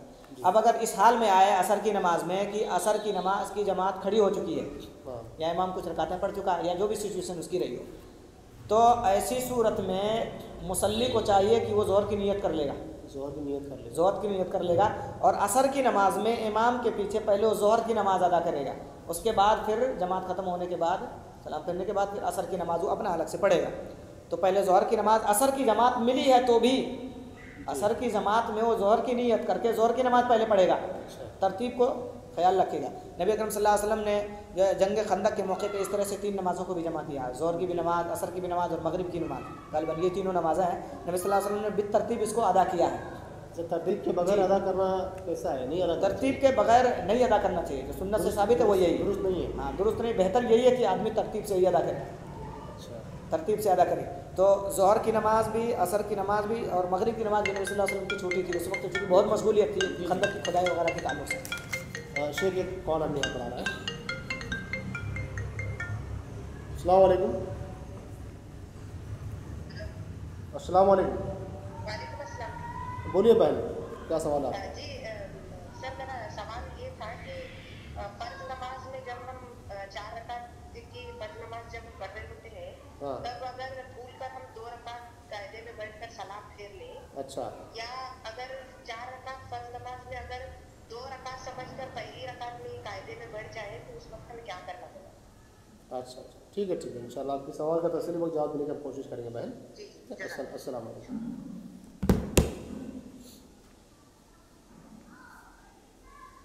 जी जी तो हमारी गुफ्तगू जो चल रही थी वो ये है कि तरतीब के साथ नमाज अदा करेगा। जी जी जी तरतीब के साथ, बस यहीं पर। वल्लाहु आलम बिस्सवाब। तो भाई ने एक और सवाल हमें यहाँ पर आया था कि बरकत के लिए कुरान जो पढ़ा जाता है मकानों में या फिर दुकानों में, जी तो क्या है उसका क्या हुक्म है शरीयत में? अल्लाह कौम को हिदायत नसीब फरमाए। कुरान और हदीस को भी लोगों ने धंधा बना लिया है आजकल, और मौलवी साहब भी शौक़ से बच्चों को भेज देते हैं, बल्कि टम्पू में जो है बिल्कुल जैसे वो पुट्ठे वगैरह लाद के लाए जाएँ, बच्चों को ऐसे ही भर भर के टम्पू में भेजा जाता है कुरान पढ़ाने के लिए, और जो है दुकान और मकान में बरकत के लिए, बरकत की गरज से कुरान पढ़ाने के लिए। शेख और एक कॉल अभी यहाँ पर आ रहा है। जी अस्सलाम वालेकुम। वालेकुम सलाम। बोलिए बहन, क्या सवाल है आपका? जी मौलाना साहब, हमारा सवाल ये है कि हमारे गांव में लोग हमारे अव्वल जी यानी और रात को लोग मिठाइयाँ जी जी तबरुक के तौर पे लोग घर घर मिठाइयाँ हलवे बांटते। अच्छा 12 रमज़ान। हाँ हाँ, इन सब चीज को लेना जायज है? अच्छा ठीक है इंशाल्लाह इस आपके सवाल का तफसीली वक्त जवाब देने की बहन हम कोशिश करेंगे। जी जी अस्सलाम जी जी तो बरकत के गरज से जो कुरान पढ़ाया जाता, बल्कि चिल्ला भी लगाते, 40 दिन तक के भी पढ़वाते हैं लोग इस ताल्लुक़ से। कोई दलील नहीं नबी अकरम सल्लल्लाहु अलैहि वसल्लम की, बस लोगों की अपनी मनमानी बातें हैं। तुम बेनमाजी हो, तुम बद्दीन हो, चोर हो, डाकू हो, उसी दुकान में तुम कांटे मार रहे हो, उसी दुकान में कुरान पढ़ो, कैसे बरकत आएगी? कहाँ से आएगी? कुरान तो नाजिल ही हुआ था कि लोगों को खैर व बरकत की तरफ खींच करके लाए। कुरान नाजिल ही इसलिए हुआ था कि लोगों के सामने जो मसाइल हैं उसका दफ़इया इसी से हो, और जो है इसी से मुमकिन है आदमी के लिए दफ़इया। लेकिन क्या ये तरीक़ा नबी अकरम सल्लल्लाहु अलैहि वसल्लम ने जो है अपनाया है? नबी अकरम सल्लल्लाहु अलैहि वसल्लम के सहाबा ने अपनाया है? हमारा ये खुद साख्ता तरीक़ा है। नबी अकरम सल्लल्लाहु अलैहि वसल्लम से, सहाबा से इसका दूर का भी सबूत नहीं मिलता है। बिल्कुल लाद करके लोगों को किराए के टट्टू जैसे होते हैं, किराए पर जो है बुला के लाया जाता है, बच्चों को भी कुछ हदिया तहाइफ से भी नवाजे जाते हैं, और पारे पारे तकसीम करके लाइन से बिठा के पढ़ा दिया जाता है, और पूरी खैर बरकत सोचते हैं हमारे घर में आ गई है। आप जब तक दीनदार नहीं बनोगे मेरे भाई, आप जब तक दीनदार नहीं बनोगे, जब तक अल्लाह वाले नहीं बनोगे, जब तक नमाजी मुत्तकी और परहेजगार नहीं बनोगे, बरकत नहीं आ सकती है। आप ये जहन में रखो, चाहे रोज़ाना दूसरों से पढ़वाते रहो तुम कुरान। जी दीनदार तुम जब तक नहीं बन सकते, खैर बरकत से तुम महरूम रहोगे, अल्लाह की रहमत से तुम महरूम रहोगे। और अगर तुम दीनदार बन गए तो दूसरों को बुला के पढ़ाने की तुम्हें नौबत ही नहीं आएगी इंशाअल्लाह तबारक व तआला। अल्लाह रब्बुल आलमीन, आप अगर पढ़ना नहीं भी जानते हैं तो आज तो अल्हम्दुलिल्लाह बहुत सारे वसाइल हैं, आदमी बहुत सारे ऐसे दुकानों को मैंने देखा है और ऐसी ऐसी हस्तियाँ भी मैं जानता हूँ, ऐसी ऐसी हस्तियाँ भी मैं जानता हूँ जो है अल्लाह मज़ीद उनको शौक़ अता फरमाए। हमारे एक दस्तगीर भाई हमारे दोस्तों में से हैं, आपके बीजापुरी में से दस्तगीर भाई और इसी तरह से शफीक भाई वगैरह, अपने दुकान में कुरान मजीद को सुनते सुनते बड़ी बड़ी सूरतें उन्होंने याद कर लिया। अल्हम्दुलिल्लाह बहुत सारे हमारे ऐसे भाई हैं। तो अस्सलाम वालेकुम। बोलिए भाई, क्या सवाल है? ठीक, मेरा सवाल ये था कि सफर में हम नमाजों को 2 नमाज को जमा करते हैं जी, तो कौन सी नमाजें जमा करें और कितनी नमाजों को जमा करें? अच्छा ठीक है, ठीक है इंशाल्लाह आपके सवाल का तसल्ली पर जवाब देने की भाई कोशिश करेंगे इंशाल्लाह। अस्सलाम वालेकुम। तो मैं कह रहा था बहुत सारे ऐसे आज भी दुकान आपको नज़र आएंगे जिसमें जो है जहाँ एक तरफ है दूसरे दुकान वाले गाने लगाते हैं और जो है पीर और फ़कीरों की कहानियाँ लगाते हैं, कव्वालियाँ बजाते हैं और जो खुद भी अकीदा उनका बेकार होता है, दूसरों को भी गुमराह करते, खुद भी सुनते, दूसरों को भी सुनाते शौक़ से और जो है दूसरों का भी गुनाह अपने सर लाते हैं। वहीं दूसरी तरफ कुछ ऐसे भी दुकान आपको मिलेंगे जो लोग कुरान मजीद की तिलावत का अहतमाम करते हैं, खुद भी तिलावत करते हैं और सुनते भी रहते हैं। अल्हम्दुलिल्लाह बड़ी बड़ी सूरत मैंने मिसाल के तौर पे पेश किया, हमारे अहबाब में से जो है अल्हम्दुलिल्लाह उन्हें अच्छी अच्छी बड़ी बड़ी सूरतें याद हो गई, सूरह रहमान वगैरह तक के, सूरतुल मुल्क वगैरह तक के, और इस तरह की बड़ी बड़ी सूरतें उन्होंने याद कर ली। ये बहुत बड़ी फजीलत की बात है, सूरह यासीन वगैरह तक। और मतलब अल्लाह उन्हें मज़ीद इस बारे में शौक़ अता फरमाया। मुझे ताज्जुब हुआ अव्वल मरहला में ये सुनते हुए कि शायद इस तरह की बेहतरीन कोशिश हमसे भी आज तक ना हो सकी हो इस लाइन में रहते हुए भी। अल्लाह उन्हें मज़ीद शौक़ अता फरमाया। तो मेरे भाई आपको चाहिए कि आप दीनदार बने और ये कुरान ख़्वानी और वगैरह से कुछ नहीं होता है ना। तो जो है कभी ऐसा होता है कुरान ख़्वारी करवाते हैं, कभी ऐसा होता है कि कुरान लिख करके उसमें खैर बरकत के लिए टांग देते हैं। लोगों ने ऐसा धंधा बना लिया है, अल्लाह इन्हें हिदायत नसीब फरमाए। तो आप अल्लाह के वास्ते इसकी न शरीयत में कोई दलील है और ना ही ऐसा नबी सल्लल्लाहु अलैहि वसल्लम ने किया, न नबी के सहाबा ने किया है। जिसकी कोई दलील न मिलती उसको छोड़ दो आप अल्लाह के वास्ते। और ये इस तरह से एक बिदात भी हो जा रही है, एक बिदात भी हो जा रही है, दूसरों को बुला करके जो खैर बरकत के गरज से पढ़वाना। तो आदमी को चाहिए कि वो खुद से पढ़ ले, खुद से पढ़े, सच बोलकर तिजारत करे। जी, सच बोल के तिजारत करे, झूठ से परहेज करे और जो मोमिन के जो औसाफ हैं वो अपना है, इंशाल्लाह उसके घर में खैर बरकत आएगी, अल्लाह खैर बरकत के और रहमत के दरवाजे खोल देगा। जी अल्हम्दुलिल्लाह जी जज़ाकल्लाह। शेख एक और भाई ने हमारे कॉल किया था और ये सवाल उनका ये था कि नमाज में टोपी पहनना लाजिम है या फिर बगैर टोपी की नमाज हो जाती है? नमाज में टोपी के ताल्लुक़ से भी लोगों ने तशद्दुद इख्तियार किया है। नबी अकरम सल्लल्लाहु अलैहि वसल्लम की भी इस ज़मन में कोई दलील नहीं कि जिसमें कंपलसरी बताया ला यक़बलुल्लाहु सलाता हाइज़िन इल्ला बिखिमारी ला यक़बलुल्लाहु सलाता हाइज़िन इल्ला बिखिमारी। नबी अकरम सल्लल्लाहु अलैहि वसल्लम की ये दलील इस बात की दलील है कि औरत के लिए दुपट्टे का होना कंपलसरी है नमाज में औरत के लिए, लेकिन सलाता हाइज़िन की क़ैद इसमें लगाई है। वो औरत जो बालिग़ हो चुकी हो, वो औरत बालिग़ औरत या क़रीबुल बुलूग़ औरत है की नमाज बिला दुपट्टे के नहीं हो सकती। और बच्चियां भी अगर पढ़ लें तो उनको जो है तालीम देनी चाहिए और उनको भी दुपट्टे के साथ ही पढ़वाना चाहिए। मर्दों के ताल्लुक़ से कहीं भी कोई रिवायत नहीं, बस लोग या लदीना आमनू खुदू ज़ीनतकुम इंद कुल्लि मस्जिद, इस रिवायत के उमूम से मतलब इस आयत करीमा के उमूम से इस्तिदलाल करते हुए कि ज़ीनत को इस्तेमाल करने का अल्लाह रब्बुल आलमीन ने हुक्म दिया है। तो इन्हें सारी ज़ीनत यहाँ नज़र आती है, उसी टोपी में सारी ज़ीनत ले के रखी हुई है, सारी ज़ीनत उनको टोपी में नज़र आ रही है। जबकि नबी अकरम सल्लल्लाहु अलैहि वसल्लम से टोपी का पहनना भी साबित नहीं है, नीचे कपड़ा होता था बहरहाल। और नबी सल्लल्लाहु अलैहि वसल्लम अमामा बांधते थे। अगर आप सुन्नत पे अमल भी करना चाहते हो तो अमामा बांधो मेरे भाई। बहुत सारे हमारे भाई ऐसे होते हैं, कोई आदमी बिला टोपी की नमाज़ पढ़ो, ये तो बिला टोपी की नमाज़ पढ़ रहा है, उठाए खजूर का बना हुआ या किसी और प्लास्टिक वगैरह की भी टोपियाँ होती हैं, ला करके लोग उठा करके सर पर रख देते हो नमाज़ पढ़ते हुए। नमाज़ पढ़ रहा है वो इधर ला के उसके सर पर टोपियाँ सजा रहे हैं। कहाँ तक ये दुरुस्त है मेरे भाई? नबी अकरम सल्लल्लाहु अलैहि वसल्लम के सहाबी कपड़ा होते हुए भी सामने रख के, सही बुखारी शरीफ की रिवायत है, कोई आदमी इस रिवायत को झुटलाने का हक नहीं रखता है, ना ही उसकी इतनी ताकत है कि इसे गलत साबित कर सके। कपड़ा होते हुए भी सामने रख के नमाज पढ़ लिया, उनका सर नंगा रहा, एक ही कपड़े में नमाज अदा कर लिया, या सर को नंगा रखा और नमाज अदा कर लिया। ये इस बात की दलील है कि टोपी और कपड़े का ताल्लुक, टोपी का और अमामे का ताल्लुक जो है नमाज से हरगिज़ नहीं है। अहले अरब का ये मिजाज था, या उस वक्त की गर्मी भी, आज भी गर्मी, अहले अरब में ठंडक भी बहुत सख्त होती है और जो गर्मी भी इसी तरह बहुत सख्त होती है। तो वहाँ के लोग अमामा वगैरह बांधते थे, अमामा वगैरह बांधते थे। और जो है ये सिर्फ नमाज में नहीं बल्कि आम हालतों में भी हमेशा वो उनके सर पे उनके सर का सेहरा होता था, उनका एक पहनावा हुआ करता था। लेकिन जो चीज़ नमाज में लाजिम हो, जिसके बगैर नमाज ना होती हो या जिसके बगैर नमाज में नक्स होती हो, ऐसा कुछ नहीं है जिसमें टोपी का शुमार किया जाए। एहतमाम करता है तो उसके लिए इजाजत है। जी बिल्कुल इजाजत है, आप कर सकते हो, नहीं करना चाहिए। हम खुद एहतमाम करते हैं उसका, लेकिन बिला टोपी के भी नमाज पढ़ाते हैं। जी जी। कभी ऐसा हुआ कि रूम में भूल करके अगर चले आए हैं तो बिला टोपी के भी नमाज पढ़ाते। तो शिद्दत इख्तियार नहीं करना, शिद्दत नहीं इख्तियार करना, चूंकि इसका ताल्लुक नमाज से नहीं बस एक शिआर से है। शिआर से है। नमाज में कोई नक्स नहीं, कोई ऐब नहीं, कोई कमी नहीं आती और ना ही नमाज के किसी रुकन में जो है इससे कोई खलल वाक़ होता है बिला टोपी के। आदमी बिल्कुल पढ़ सकता है। जी जज़ाकल्लाह शेख। इसी भाई ने हमारे एक और सवाल किया था कि सॉक्स के ऊपर जो मसा किया जाता है उसकी मुद्दत बताई जाती है कि 24 घंटे या फिर 3 दिन, क्या है उसका इजाज़त क्या है? जी, सॉक्स सबसे पहले आप ये जानेंगे कि सॉक्स पर मसह करने के लिए सबसे पहले तो ये ज़रूरी है कि सॉक्स जिस वक्त पहने गए थे उस वक्त वज़ू किया था आदमी। जी जी। वज़ू किया था, वहाँ से फिर मुद्दत जोड़ी जाएगी। जी जी। आज वज़ू किया था, कल तक की जोड़ी जाएगी। मुकीम की हालत में, क़याम की हालत में एक मुकीम आदमी 24 घंटे यानी एक दिन और एक रात मुकम्मल मसह कर सकता है, यानी ज़्यादा से ज़्यादा उससे 6 नमाज़ें पढ़ सकता है। फजर की नमाज में हमने सॉक्स पहने थे, वज़ू करके पहन लिया, तो कल फजर की नमाज में भी हम जो मसह करेंगे उस पर मसह कर सकते हैं। 5 नमाज 24 घंटे तक के, तकरीबन 24 घंटे तो इजाज़त है। फिर अगर हमारा वज़ू बरकरार है तो जोहर की नमाज भी उससे हम अदा कर सकते हैं, तो 6 नमाजें उससे हमारी बहरहाल तो 5 नमाज़ों में या 24 घंटे जो है एक मुकीम आदमी उन सॉक्स पर मसह कर सकता है। और एक मुसाफिर आदमी के लिए 3 दिन और 3 रात, 3 दिन और 3 रात मुसाफिर आदमी के लिए है। उसके लिए भी यही कायदा है, उसूल है कि सॉक्स जिस वक्त पहने गए थे उस वक्त वज़ू किया था उसने।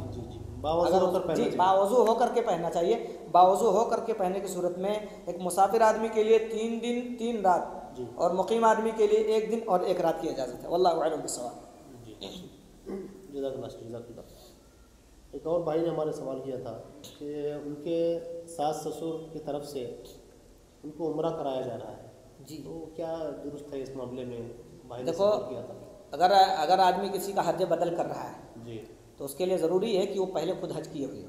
अच्छा, किसी का हज बदल कर रहा है, उम्रा की बात की है उन्होंने, हज का जिक्र नहीं किया है। उम्रा जी, उम्रा के ताल्लुक़ से अल्लाह आलम बिस्सवाब इंशाअल्लाह आइंदा हफ्ते बताया कि बदल भी नहीं है, बस वो उनके तरफ अगर से यूँ ही हदिया करना चाहते हैं, अगर मतलब जैसे उनके सास ससुर हैं कहते हैं कि लो हमारी तरफ से पैसे हो जाओ, तुम लोग उम्रा करके आओ या हज करके आओ, जी जी बिल्कुल दुरुस्त है। ये हदिया और गिफ्ट उनकी तरफ से माना जाएगा, बिल्कुल कर सकते हैं, इसमें कोई हर्ज की बात नहीं है।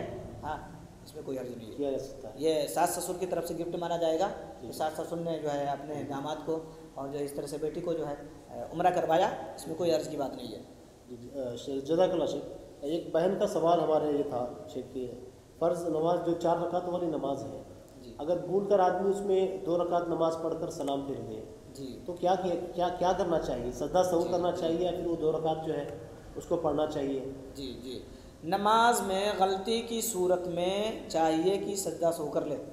जी, सजदा सहू 2 सजदे ज़ायद को बोलते हैं। जी, सजदा सहू नमाज पूरी मुकम्मल होने के बाद सलाम फेरने से पहले, सलाम फेरने के बाद भी मतलब है, तो सलाम फेरने से पहले ज़्यादा बेहतर, सलाम फेरने से पहले 2 ज़ायद सजदे कर लेने का नाम सजदा सहू है। उसमें वही दुआएं पढ़ी जाएंगी जो सजदे में पढ़ी जाती हैं।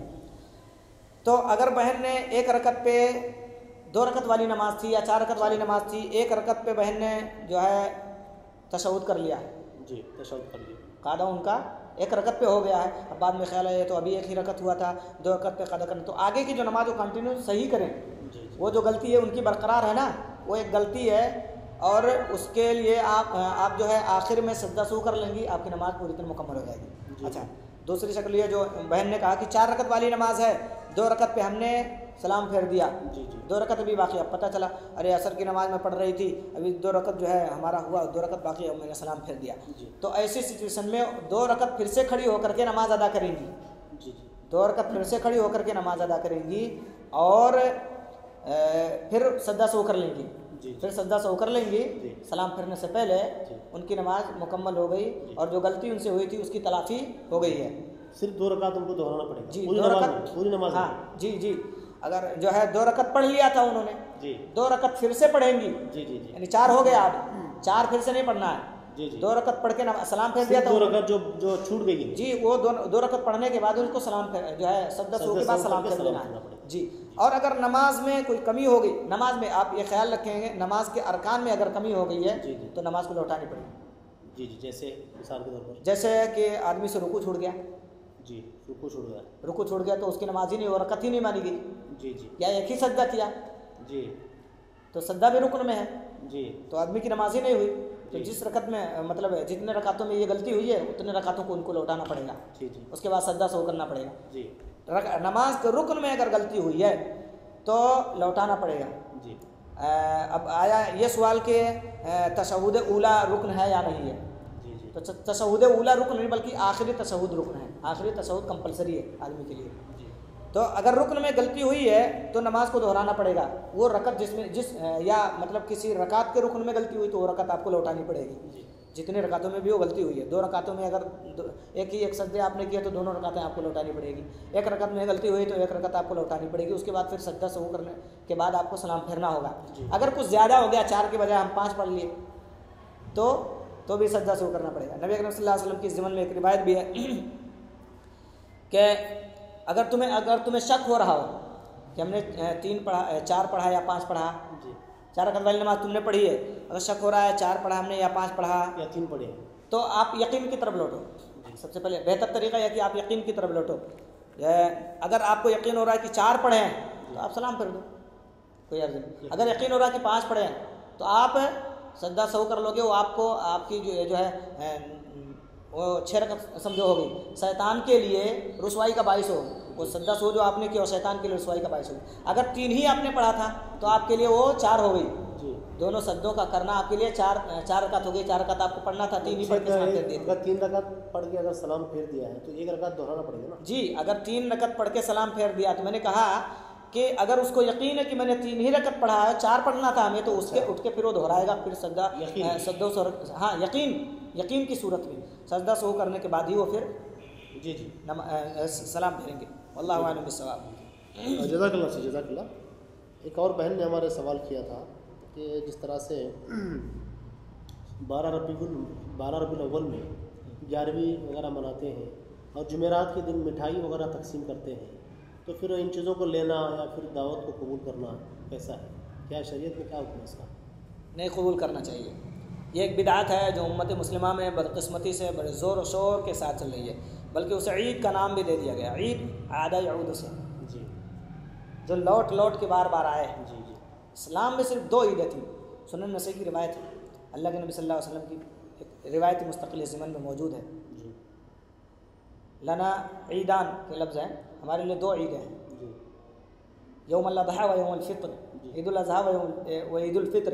यही 2 ईदें थी इस्लाम में, लेकिन अल्लाह हमारी उम्मत मुस्लिमा को, हमारी कौम को हिदायत नसीब फरमाए कि इस तरह के नामालूम कितनी ईदें इन्होंने गढ़ के बना लिया है। कभी शुबरात की ईद आती है इनकी, तो कभी बर्थडे की ईद आती है, तो कभी मीलादुन नबी की ईद आती है, तो कभी इस तरह से और रजब वगैरह के कूड़े वगैरह की ईद आती है। बहरहाल मुख्तलिफ ईदें इन्होंने गढ़ के बना लिया जिसका शरीयत में कोई सबूत नहीं, जिसकी कोई दलील नहीं है। न नबी सल्लल्लाहु अलैहि वसल्लम ने उसे किया, न नबी सल्लल्लाहु अलैहि वसल्लम के सहाबा ने किया। और इससे हद तो यह है कि लोग इसे मोहब्बत की दलील समझते हैं। ईद मिलादुन नबी मनाना लोग मोहब्बत की दलील समझते हैं कि हम ही हैं जो जिसके सर पे नबी करम सल्लल्लाहु अलैहि वसल्लम से मोहब्बत का सेहरा बांधा जाना चाहिए। हमारे अलावा कोई माकालाल इस सरजमीन पे नबी से मोहब्बत करने वाला नहीं है। ये बिदात है, ये खुराफात अंजाम देने वाले। तो मैं बहन को मशवरा दूंगा कि आप इसमें शिरकत ना करें। आपसे जहाँ तक मुमकिन हो सके, अगर ऐसा घर आपको मिला है जिसमें आपको मजबूर किया जा रहा है, वो आमाल अंजाम देने पर जो आमाल इंसान को जहन्नम में ले जाने वाले, कुल्लु मुहद्दसिन दलाला कुल्लु दलालतिन फिन्नार की रिवायत इस बात की दलील है। ये बिदातें उसे जहन्नम में ले जाने वाली हैं। तो आप अल्लाह के वास्ते उस घर से तलाक ले लो, आपकी दुनिया बिगड़ जाए, इससे ज़्यादा बेहतर कि आपकी आखिरत बिगड़े। आपकी दुनिया बिगड़े, इससे कहीं ज़्यादा बेहतर कि आपकी आखिरत बिगड़े। आप अपनी आखिरत को बचा लो।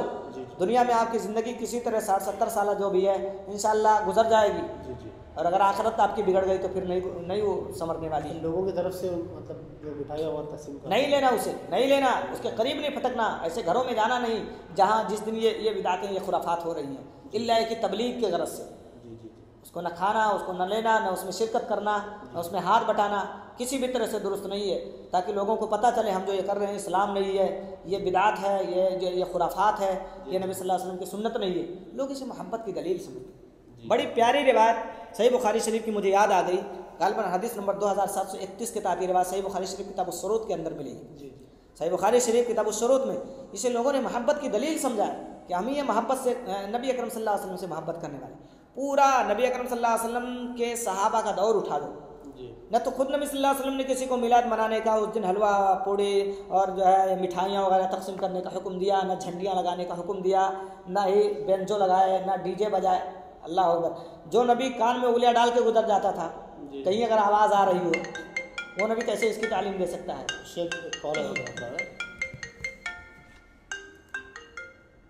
अस्सलाम वालेकुम। अस्सलाम वालेकुम। कौन भाई, कहाँ से? बोलिए भाई, क्या सवाल है आपका?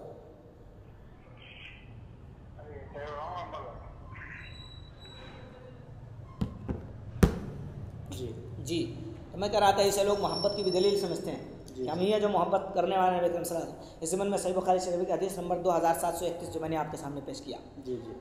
मिस्वर इब्ने मखरमा और इस तरह से एक और भी रावी इस रिवायत के रावी हदीस हैं, सही बुखारी शरीफ किताब उस-शुरूत के अंदर बड़ी प्यारी रिवायत है जी। और वह इब्ने मसूद सक़फ़ी रज़ियल्लाहु अन्हु पहले काफिर थे जी, बाद में ईमान लाए। कुफ्र की हालत में उन्होंने जो बयान दिया था वो यहाँ मौजूद है जी। हालत कुफ्र में जो उन्होंने बयान दिया था, वो क्या बयान दिया था उन्होंने? लक़द वफ़त्तु अलल मुलूक व वफ़त्तु अला कैसर व किस्रा वन नजाशी। तहक़ीक़ की मैं बहुत सारे बादशाहों के दरबार में एलची बन करके गया हूँ, उनका मेहमान बना हूँ मैं, उनके यहाँ मैंने उनके तौर तरीक़े देखे हैं, उनके पास मैंने क़याम किया है। लक़द वफ़त्तु अलल मुलूक व अला कैसर व किस्रा वन नजाशी। कैसर व किस्रा के बादशाह, रूम ईरान के बादशाहों के यहाँ भी मेरा जाना हुआ है, नजाशी के बादशाह के पास भी मेरा जाना हुआ है। लेकिन वल्लाही, अल्लाह की कसम, इन रअयतु मलिकन युअद्दिमुहु अस्हाबुहु मा युअद्दिमु अस्हाब मुहम्मद सल्लल्लाहु अलैहि वसल्लम। कहते हैं अल्लाह की कसम, मैंने कायनात में इतने बड़े बड़े बादशाहों के यहाँ एलची बन के गया। रूम ईरान और फारस वगैरह की जो हुकूमत, बड़ी बड़ी हुकूमतें थी नजाशी वगैरह की, तो नजाशी वगैरह बादशाह के का पहले नाम लेते, कहते हैं इन बड़े बड़े बादशाहों के दरमियान मैं गया हूँ, उनको देखा हूँ, उनके दरबारियों से मेरी मुलाकात हुई है, लेकिन मैंने नहीं देखा कि इनके असहाब, इनके साथी, इनके दरबारी इतनी उनकी ताज़ीम कर रहे हो जितनी नबी अकरम सल्लल्लाहु अलैहि वसल्लम के सहाबा नबी सल्लल्लाहु अलैहि वसल्लम की ताज़ीम कर रहे हैं। अल्लाह अकबर, कितनी प्यारी बात। उतनी ताज़ीम मैंने किसी को दुनिया के अंदर किया जाता हुआ देखा ही नहीं जितनी ताज़ीम नबी अकरम सल्लल्लाहु अलैहि वसल्लम की जाती रही। नबी अकरम सल्लल्लाहु अलैहि वसल्लम के सहाबा जितनी ताज़ीम करते रहे, क्या ताज़ीम थी उनकी, कसम खा के बयान करते हैं, वल्लाही इन तनखमन खामतन इल्ला वक़अत फी कफ़ रजुलिन मिनहुम फदलक बिहा वजहहु व जिल्दहु। जी जी, अल्लाह की कसम, जब नबी ने खखारा जी, कफ निकाला जी, बलगम कोई किसी का हाथ में लेना गवारा करेगा? नहीं। दुनिया का सबसे बड़ा बादशाह कोई हो, बुला लो, कोई पागल भी उसे अपने हाथ में लेना गवारा नहीं करेगा, चाहे जाए कि दरबारी और जो है शाही ख़ानदान से ताल्लुक़ रखने वाले वगैरह, जो शाही दरबार में काम करने वाले, वो सब उसमें ले, इल्ला कि उन्हें मजबूर किया जाए जी। और वह इब्ने मसूद सक़फ़ी कहते हैं, वल्लाहि इन तनखमन खामतन इल्ला वक़अत फी कफ़ रजुलिन मिनहुम फदलक बिहा वजहहु व जिल्दहु। अल्लाह की कसम, मैंने देखा नबी ने अगर कफ़ निकाला, बलगम निकाला और थूकना चाहा तो वो किसी के हाथ में गिरा। सहाबा उसको भी लेने के लिए अपना हाथ उठा लिया करते थे कि इसमें गिरे, फदलक बिहा वजहहु व जिल्दहु, उसे अपने चेहरे पे मल लिया, उसे अपने बदन पे मल लिया। अल्लाह अकबर, इतनी बड़ी मोहब्बत थी नबी अकरम सल्लल्लाहु अलैहि वसल्लम से सहाबा की। ये मोहब्बत, क्या ये इतनी शदीद मोहब्बत के बावजूद भी नबी के सहाबा ने ऐसा किया है? कहीं नहीं किया। तो तुम मेरे भाई कौन होते इसे मोहब्बत की दलील समझने वाले? होना तो ये चाहते तुम अपने आप को बिदाती समझते, और नबी सल्लल्लाहु अलैहि वसल्लम की सुन्नतों से हट के काम करने वाला यकीनन बिदाती होता है। तो आपको ये चाहिए थे कि अपने आप को बिदाती कहते, आप मुत्तबे रसूल सुन्नी अपने आप को कहते। सुन्नी कौन होता है? जो सुन्नत पे अमल करने वाला। तो कहते हैं फदलक बिहा वजहहु व जिल्दहु। अस्सलाम वालेकुम। वालेकुम अस्सलाम। कौन भाई, कहाँ से?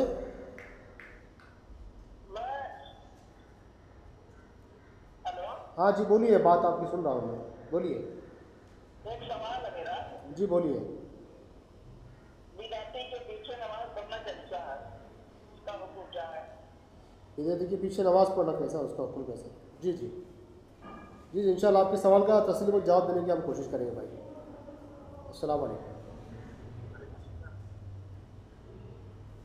जी इससे पहले जो हमारी गुफ्तगू चल रही थी वो रिवायत पेश करने के बाद इंशाल्लाह जी तो नबी अकरम सल्लल्लाहु अलैहि वसल्लम की वो रिवायत बयान करते हुए उरवा इब्न मसूद सख्ती रज़ियल्लाहु अन्हु बयान करते हुए कहते हैं वइदा अमरहुम बितदरु, नबी सल्लल्लाहु अलैहि वसल्लम के सहाबा को नबी सल्लल्लाहु अलैहि वसल्लम ने जब कोई हुक्म दिया तो वो दौड़ पड़े, उस काम को बजा लेंगे। इब्तदरु अमरहुम, नबी के दिए गए हुक्म को बजा लाने के लिए सहाबा दौड़ पड़ते थे।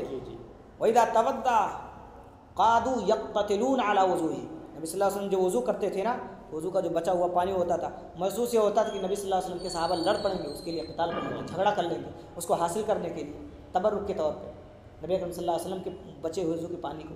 और नबी अकरम सल्लल्लाहु अलैहि वसल्लम के ताल्लुक़ से आगे तो यहाँ तक लिखते हैं नबी अकरम सल्लल्लाहु अलैहि वसल्लम को कभी नज़र भर के लोगों ने देखा नहीं, ताज़ीमल लो, नबी सल्लल्लाहु अलैहि वसल्लम की ताज़ीम में नज़र भर के। बहुत सारे उशाक के यहाँ मतलब इस बात की तस्दीक भी मिलेगी जी उसकी नज़र ऐसी कि नज़र भर देखा ना जाए। बहरहाल उस तरफ मैं नहीं जाऊँगा। नबी अकरम सल्लल्लाहु अलैहि वसल्लम के सहाबा नबी अकरम सल्लल्लाहु अलैहि वसल्लम को ताज़ीमन नज़र भर के कभी देख भी नहीं पाते थे, इतनी ताज़ीम किया करते थे। वज़ू का पानी लेने के लिए दौड़ पड़ते थे, हम कोई हुक्म दिया तो जो है उसके लिए दौड़ पड़ते थे बजा लाने के लिए। इतनी शदीद ताज़ीम के बावजूद भी नबी अकरम सल्लल्लाहु अलैहि वसल्लम पर अपना जान माल सब कुछ निछावर करने वाले भी कभी एक बार, मैं चैलेंज देता हूँ पूरी दुनिया के मुसलमानों को, कभी एक बार कोई किसी सहाबी को बता दे कि उसने नबी का बर्थडे मनाया हो, इंशाअल्लाह हम भी मनाना शुरू कर देंगे। नहीं पाएंगे आप कहीं पूरी तारीख में, पूरी दुनिया के अंदर कहीं भी। ये तो मतलब है 5 सदी के बाद है, 5 सदी के बाद ही या 7 सदी के बाद ही इसका शाह अरबल वगैरह ने इसको जो है इसको ईजाद किया है, उससे पहले इसकी नज़ीर तक नहीं मिलती है। नबी अकरम सल्लल्लाहु अलैहि वसल्लम बहरहाल तो इससे बचना चाहिए। अव्वल है जी, ये मिलादुन नबी है जी, इस तरह की चीज़ों से जो है जी भाई बचना, ये बिदात है, नबी सल्लल्लाहु अलैहि वसल्लम के दीन से इसका दूर का भी वास्ता नहीं है। जी जी जज़ाकल्लाह जज़ाकल्लाह। शेख एक भाई ने हमें सवाल किया था कि सफ़र की नमाज में जमा बैनुस सलात की जाती है जी, तो कौन कौन सी नमाज़ों को जमा किया जा सकता है एक साथ? जी सफ़र के दौरान ज़ोहर को असर के साथ, जी मगरिब को इशा के साथ अदा किया जा सकता है। जी तकदीम और ताख़ीर दोनों जायज़ है। जी ये ज़ोहर असर है और ये मगरिब और इशा है। जी अब चाहो तो ज़ोहर को असर में पढ़ लो जी या चाहो को असर को तकदीम के साथ ज़ोहर में पढ़ लो। ताख़ीर यानी पहली नमाज को मुअख्खर करके पढ़ना, जैसे ज़ोहर है तो उसको मुअख्खर करके असर में पढ़ लेना, ये ताख़ीर जमा ताख़ीर कहलाती है। जी तो ताख़ीर के साथ भी पढ़ते हैं, तकदीम के साथ भी पढ़ सकते हैं, यानी असर की नमाज को ज़ोहर में भी पढ़ सकते हो। जी जी ज़ोहर की नमाज़ पढ़ने के बाद फिर फौरी तौर पे असर की नमाज़ पढ़े, ये जमा तकदीम कहलाती जी। है। और यही बिल्कुल कायदा इशा और मगरिब की नमाज में भी है। जी। आप चाहो तो ताख़ीर के साथ भी पढ़ सकते हो, चाहो तो तकदीम के साथ भी पढ़ सकते हो। जी, जी। यानी चाहो तो मगरिब की नमाज को इशा की नमाज पढ़ने के वक्त पढ़ लो, पहले मगरिब की पढ़ो फिर इशा की पढ़ लो, या फिर चाहो तो इशा की नमाज को मगरिब में पढ़ लो, पहले मगरिब की पढ़ो फिर इशा की वहीं फ़ौरन पढ़ लो। तो तकदीम और ताख़ीर दोनों तरह से दुरुस्त है। और जहाँ तक है फ़जर का मामला, तो नमाज फ़जर को आप उसके वक्त पे अदा करेंगे, उसे ताख़ीर न तकदीम कोई भी दुरुस्त नहीं है। फ़जर की नमाज को उसके वक्त पे पढ़ना ही सुन्नत है, यही शरीयत का हुक्म है, बल्कि यही शरीयत का हुक्म है। और अगर सो गया है आदमी तो जिस वक्त भी बेदार हो उस वक्त उठ करके पढ़ ले, वो ज़ोहर की नमाज का और असर की नमाज का, मगरिब और इशा की नमाज का इंतज़ार न करे। जी, नबी सल्लल्लाहु अलैहि वसल्लम का यह वाक़या भी इस ताल्लुक़ से मिलता है। नबी अकरम सल्लल्लाहु अलैहि वसल्लम जंग की हालत में थे, जो है सफ़र में थे, जो है पहरेदारी के लिए थे, बिलाल रज़ियल्लाहु अन्हु को लगा दिया, सवारी पे टेक लगाया तो उनको बेसाख्ता नींद आ गई, बहुत थके मादे हुए। अल्लाह ताला ने यूँ ही सुला दिया उन्हें, सो गए। नबी अकरम सल्लल्लाहु अलैहि वसल्लम की भी आँख नहीं खुली, यहाँ तक कि सूरज निकल आया। कहते अबू हुरैरा रज़ियल्लाहु अन्हु सवारी से ज़रा सा टेक लगाए थे, बड़ी उम्दा नींद आ गई जी, अल्लाह ताला ने सुला दिया। फिर उठते हैं नबी अकरम सल्लल्लाहु अलैहि वसल्लम सबसे पहले, कहते हैं बिलाल ये क्या हुआ? नबी अकरम सल्लल्लाहु अलैहि वसल्लम ने फरमाया चलो जगह बदल लो। कहते बिलाल रज़ियल्लाहु अन्हु ने कहा बेटा या रसूल अल्लाह, उस ज़ात की कसम जिसने जो हक़ के साथ आपको मबूस किया, या हो सकता है कसम के अल्फाज उसमें ना हो गया, या रसूल अल्लाह जिस ज़ात ने आपको सुलाया उसी ज़ात ने मुझे भी सुला दिया। तो नबी अकरम सल्लल्लाहु अलैहि वसल्लम ने कहा जगह को बदल दो। नबी अकरम सल्लल्लाहु अलैहि वसल्लम ने जगह को बदल दिया, चूँकि जगह को बदला, उसके बाद कहा कि अजान दो, उसके बाद वहीं फौरी तौर पर नमाज अदा की। पता चला सफ़र में भी आदमी फजर की नमाज नहीं अदा कर सका, वक्त पे सो गया, तो आदमी को चाहे जब भी बेदार हो जल्दी से उठ करके नमाज अदा कर ले। जी। जज़ाकल्लाह शेख, जज़ाकल्लाह। एक और सवाल शेख हमको आया है कि बिदअती के पीछे नमाज पढ़ सकते हैं नहीं पढ़ सकते? बिदअती के पीछे नमाज़ पढ़ने के ताल्लुक़ से उलमा के मुख्तलिफ़ गिरोह हैं। जी अब मैं इसमें इंटरफेयर करना मुनासिब नहीं समझता हूँ। जी जी मेरे भाई बहुत बड़े बड़े उलमा हैं, आप इस चक्कर में ना मुझे फंसा करके आप किसी और आलिम से, बड़े उलमा से जिन्हें इस बात का इख्तियार है कि वो फतवा दें। जी मैं तो एक छोटा मोटा तालिब इल्म हूँ, जी ना मेरी मुफ्ती की हैसियत है, ना कोई और जो है हमारी हैसियत है।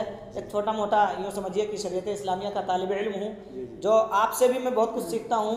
कुछ ऐसे भी सवालात हमारे पास आते हैं जिसका इल्म मुझे नहीं होता है, मैं कह देता हूँ इंशाअल्लाह तबारक व तआला आने वाले हफ्ते में इसकी रिसर्च के बाद कुरान और हदीस की रोशनी में इसका जवाब देने की मैं कोशिश करूँगा। यही मेरी हैसियत है, यही मेरी अहमियत है आपके नज़दीक, और मेरा यही मकाम है।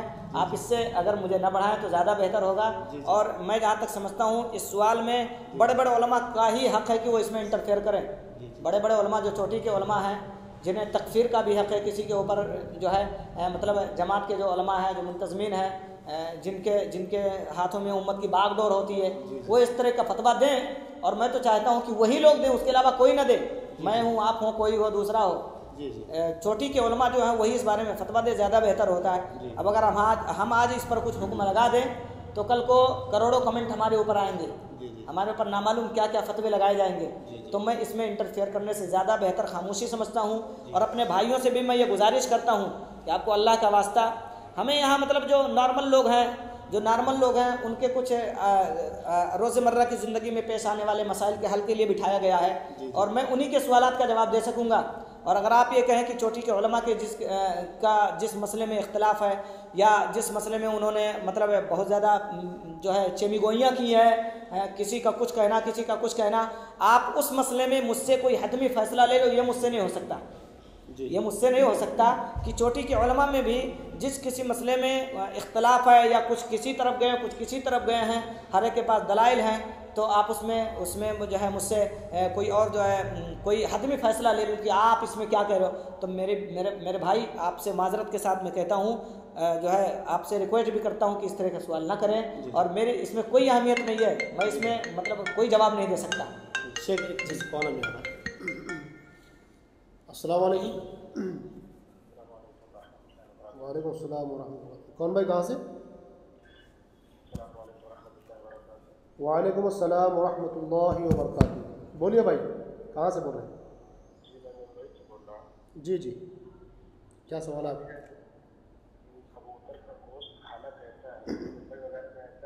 जी जी जी यहाँ पर जो है लोग कहते नहीं खाना चाहिए, बच्चा है, माँ को दर्द होगा, तकलीफ होगी। अल्लाह के रसूल कहा पर हुआ था कबूतर का बच्चा खरीदता था, बच्चे को उठा के तो अल्लाह के रसूल अगर ऐसा जवाब हो तो अच्छा, ठीक है इंशाल्लाह आपके सवाल का तफसील वक्त जवाब देने की हम कोशिश करेंगे इंशाल्लाह। अस्सलाम वालेकुम। एक भाई हमारे मुंबई से कॉल उन्होंने किया था, उनका सवाल ये है कि कबूतर को खाया जा सकता है, नहीं खाया जा सकता। और एक हदीस उन्होंने बयान की जी, जो कि ऐसी हदीस है, एक परिंदे का बच्चा नीचे गिर गया जी, तो अल्लाह के नबी ने उसको उठाकर जो है उसके घोंसले में रख दिया। तो क्या करना चाहिए मुंबई के अंदर? ये नबी अकरम सल्लल्लाहु अलैहि वसल्लम की मोहब्बत है उससे जी, क्योंकि माँ उसके लिए परेशान थी, माँ तो पकड़ी नहीं गई थी। जी जी जी, बच्चा पकड़ा गया था और चिड़िया आकर के चोंच मार रही थी, चोंचों कर रही थी, चिल्ला रही थी। मोहब्बत है। असल जो कानून है इस्लाम का परिंदों के खाने के ताल्लुक से वो ये है, जी मिखलब जो होंगे उन्हें नहीं खाया जाएगा। जी जी, यानी जो मतलब अपने पैरों से, चंगुल से जो शिकार करते होंगे उन्हें नहीं खाया जाएगा। अच्छा, जो अपने चोंच से, अपने मुंह से, ठोड़ से शिकार करते हैं, मतलब चोंच से ये चूक करके खाते हैं, उन परिंदों को खाया जाएगा। और इन्हीं परिंदों में कबूतर का भी शुमार है। जी जी जी, इन्हीं परिंदों बरअक्स कौवे के भी देख लो। जी जी, कौवा क्या कितने बड़े बड़े डंडे उठा लेता है अपने पैर से, उसे लेकर के जो उड़ता है उससे घोंसले बनाता है, और उसके ज़रिए से पकड़ के नोच के भी खाता है। जी, तो जो है ये ज़ी मिखलब जो होंगे उन्हें नहीं खाया जाएगा। चोंच के ज़रिए से जो शिकार करते हैं उनको खाया जाएगा। और चोंच के ज़रिए शिकार करने वाले परिंदों में कबूतर का भी हमामतुन, जिसका जो है अरबी वर्ड है, तो ये हमामा भी जो है इसी में आती है, और इसके खाने का सबूत है, खा सकते हो इसे, इसमें कोई हर्ज नहीं है। जहाँ तक रही वो दलील कि नबी अकरम सल्लल्लाहु अलैहि वसल्लम ने जो है हज़रत अब्दुल्लाह इब्न मसऊद रज़ियल्लाहु अन्हु गालिबन छोटे से थे, चिड़िया के घोंसले पे पहुंचे, पेड़ पे चढ़े और जल्दी से उठा लाए उसके बच्चे को। अब चिड़िया आके चों चों कर रही थी। नबी अकरम सल्लल्लाहु अलैहि वसल्लम फरमाया तुमने इसको तकलीफ दिया, ले जाओ उसके घोंसले में रख दे। ये नबी अकरम सल्लल्लाहु अलैहि वसल्लम की शफ़क़त थी, नबी सल्लल्लाहु अलैहि वसल्लम की रहमत थी। इसमें खाने से मना नहीं किया, उसको परेशान करने से मना किया। और यहाँ परेशान ही हो रही थी, बच्चे में क्या पाएगा, तो अभी तो छोटा सा है, उसमें कुछ गोश्त भी नहीं निकलेगा। ऐसा अल्लाहु आलम बिस्सवाब। मेरे इल्म के मुताबिक यही मसला था जो मैंने आपके सामने रख दिया। और जो है अगर इसमें कुछ और भी इजाफा है उलमा के अक़वाल की रोशनी में, इंशाअल्लाह हम आगे आपके सामने पेश करने की कोशिश करेंगे। हमारे इल्म के मुताबिक यही हिकमत रही है। नबी करीम सल्लल्लाहु अलैहि वसल्लम रहम करने वाले थे। वमा अर्सलनाका इल्ला रहमतल लिल आलमीन में जानवरों पर भी इतलाक़ होता है इसका, जानवरों पर भी नबी सल्लल्लाहु अलैहि वसल्लम रहम करने वाले बना के भेजे गए। जो है नबी करीम सल्लल्लाहु अलैहि वसल्लम ने ये रहम के तौर पर कहा कि ले जाओ उसको, रखते चिड़िया को परेशान मत कर। अल्लाह कबूतर को आप बिल्कुल खा सकते हो, इसमें कोई हर्ज नहीं है, शरीयत इस्लामिया में कहीं मना नहीं है। अल्लाह आलम बिस्सवाब। जज़ाकल्लाह शेख। तो शेख यहाँ पर मोहतरम नाज़रीन, यहाँ पर हमारे इस प्रोग्राम का इख्तिताम होने जा रहा है। इंशाअल्लाह आइंदा प्रोग्राम में फिर आपसे हम मुलाकात करेंगे। तब तक के लिए आपसे इजाज़त चाहते हैं। अस्सलामु अलैकुम वरहमतुल्लाहि वबरकातुहू। अस्सलामु अलैकुम वरहमतुल्लाहि वबरकातुहू।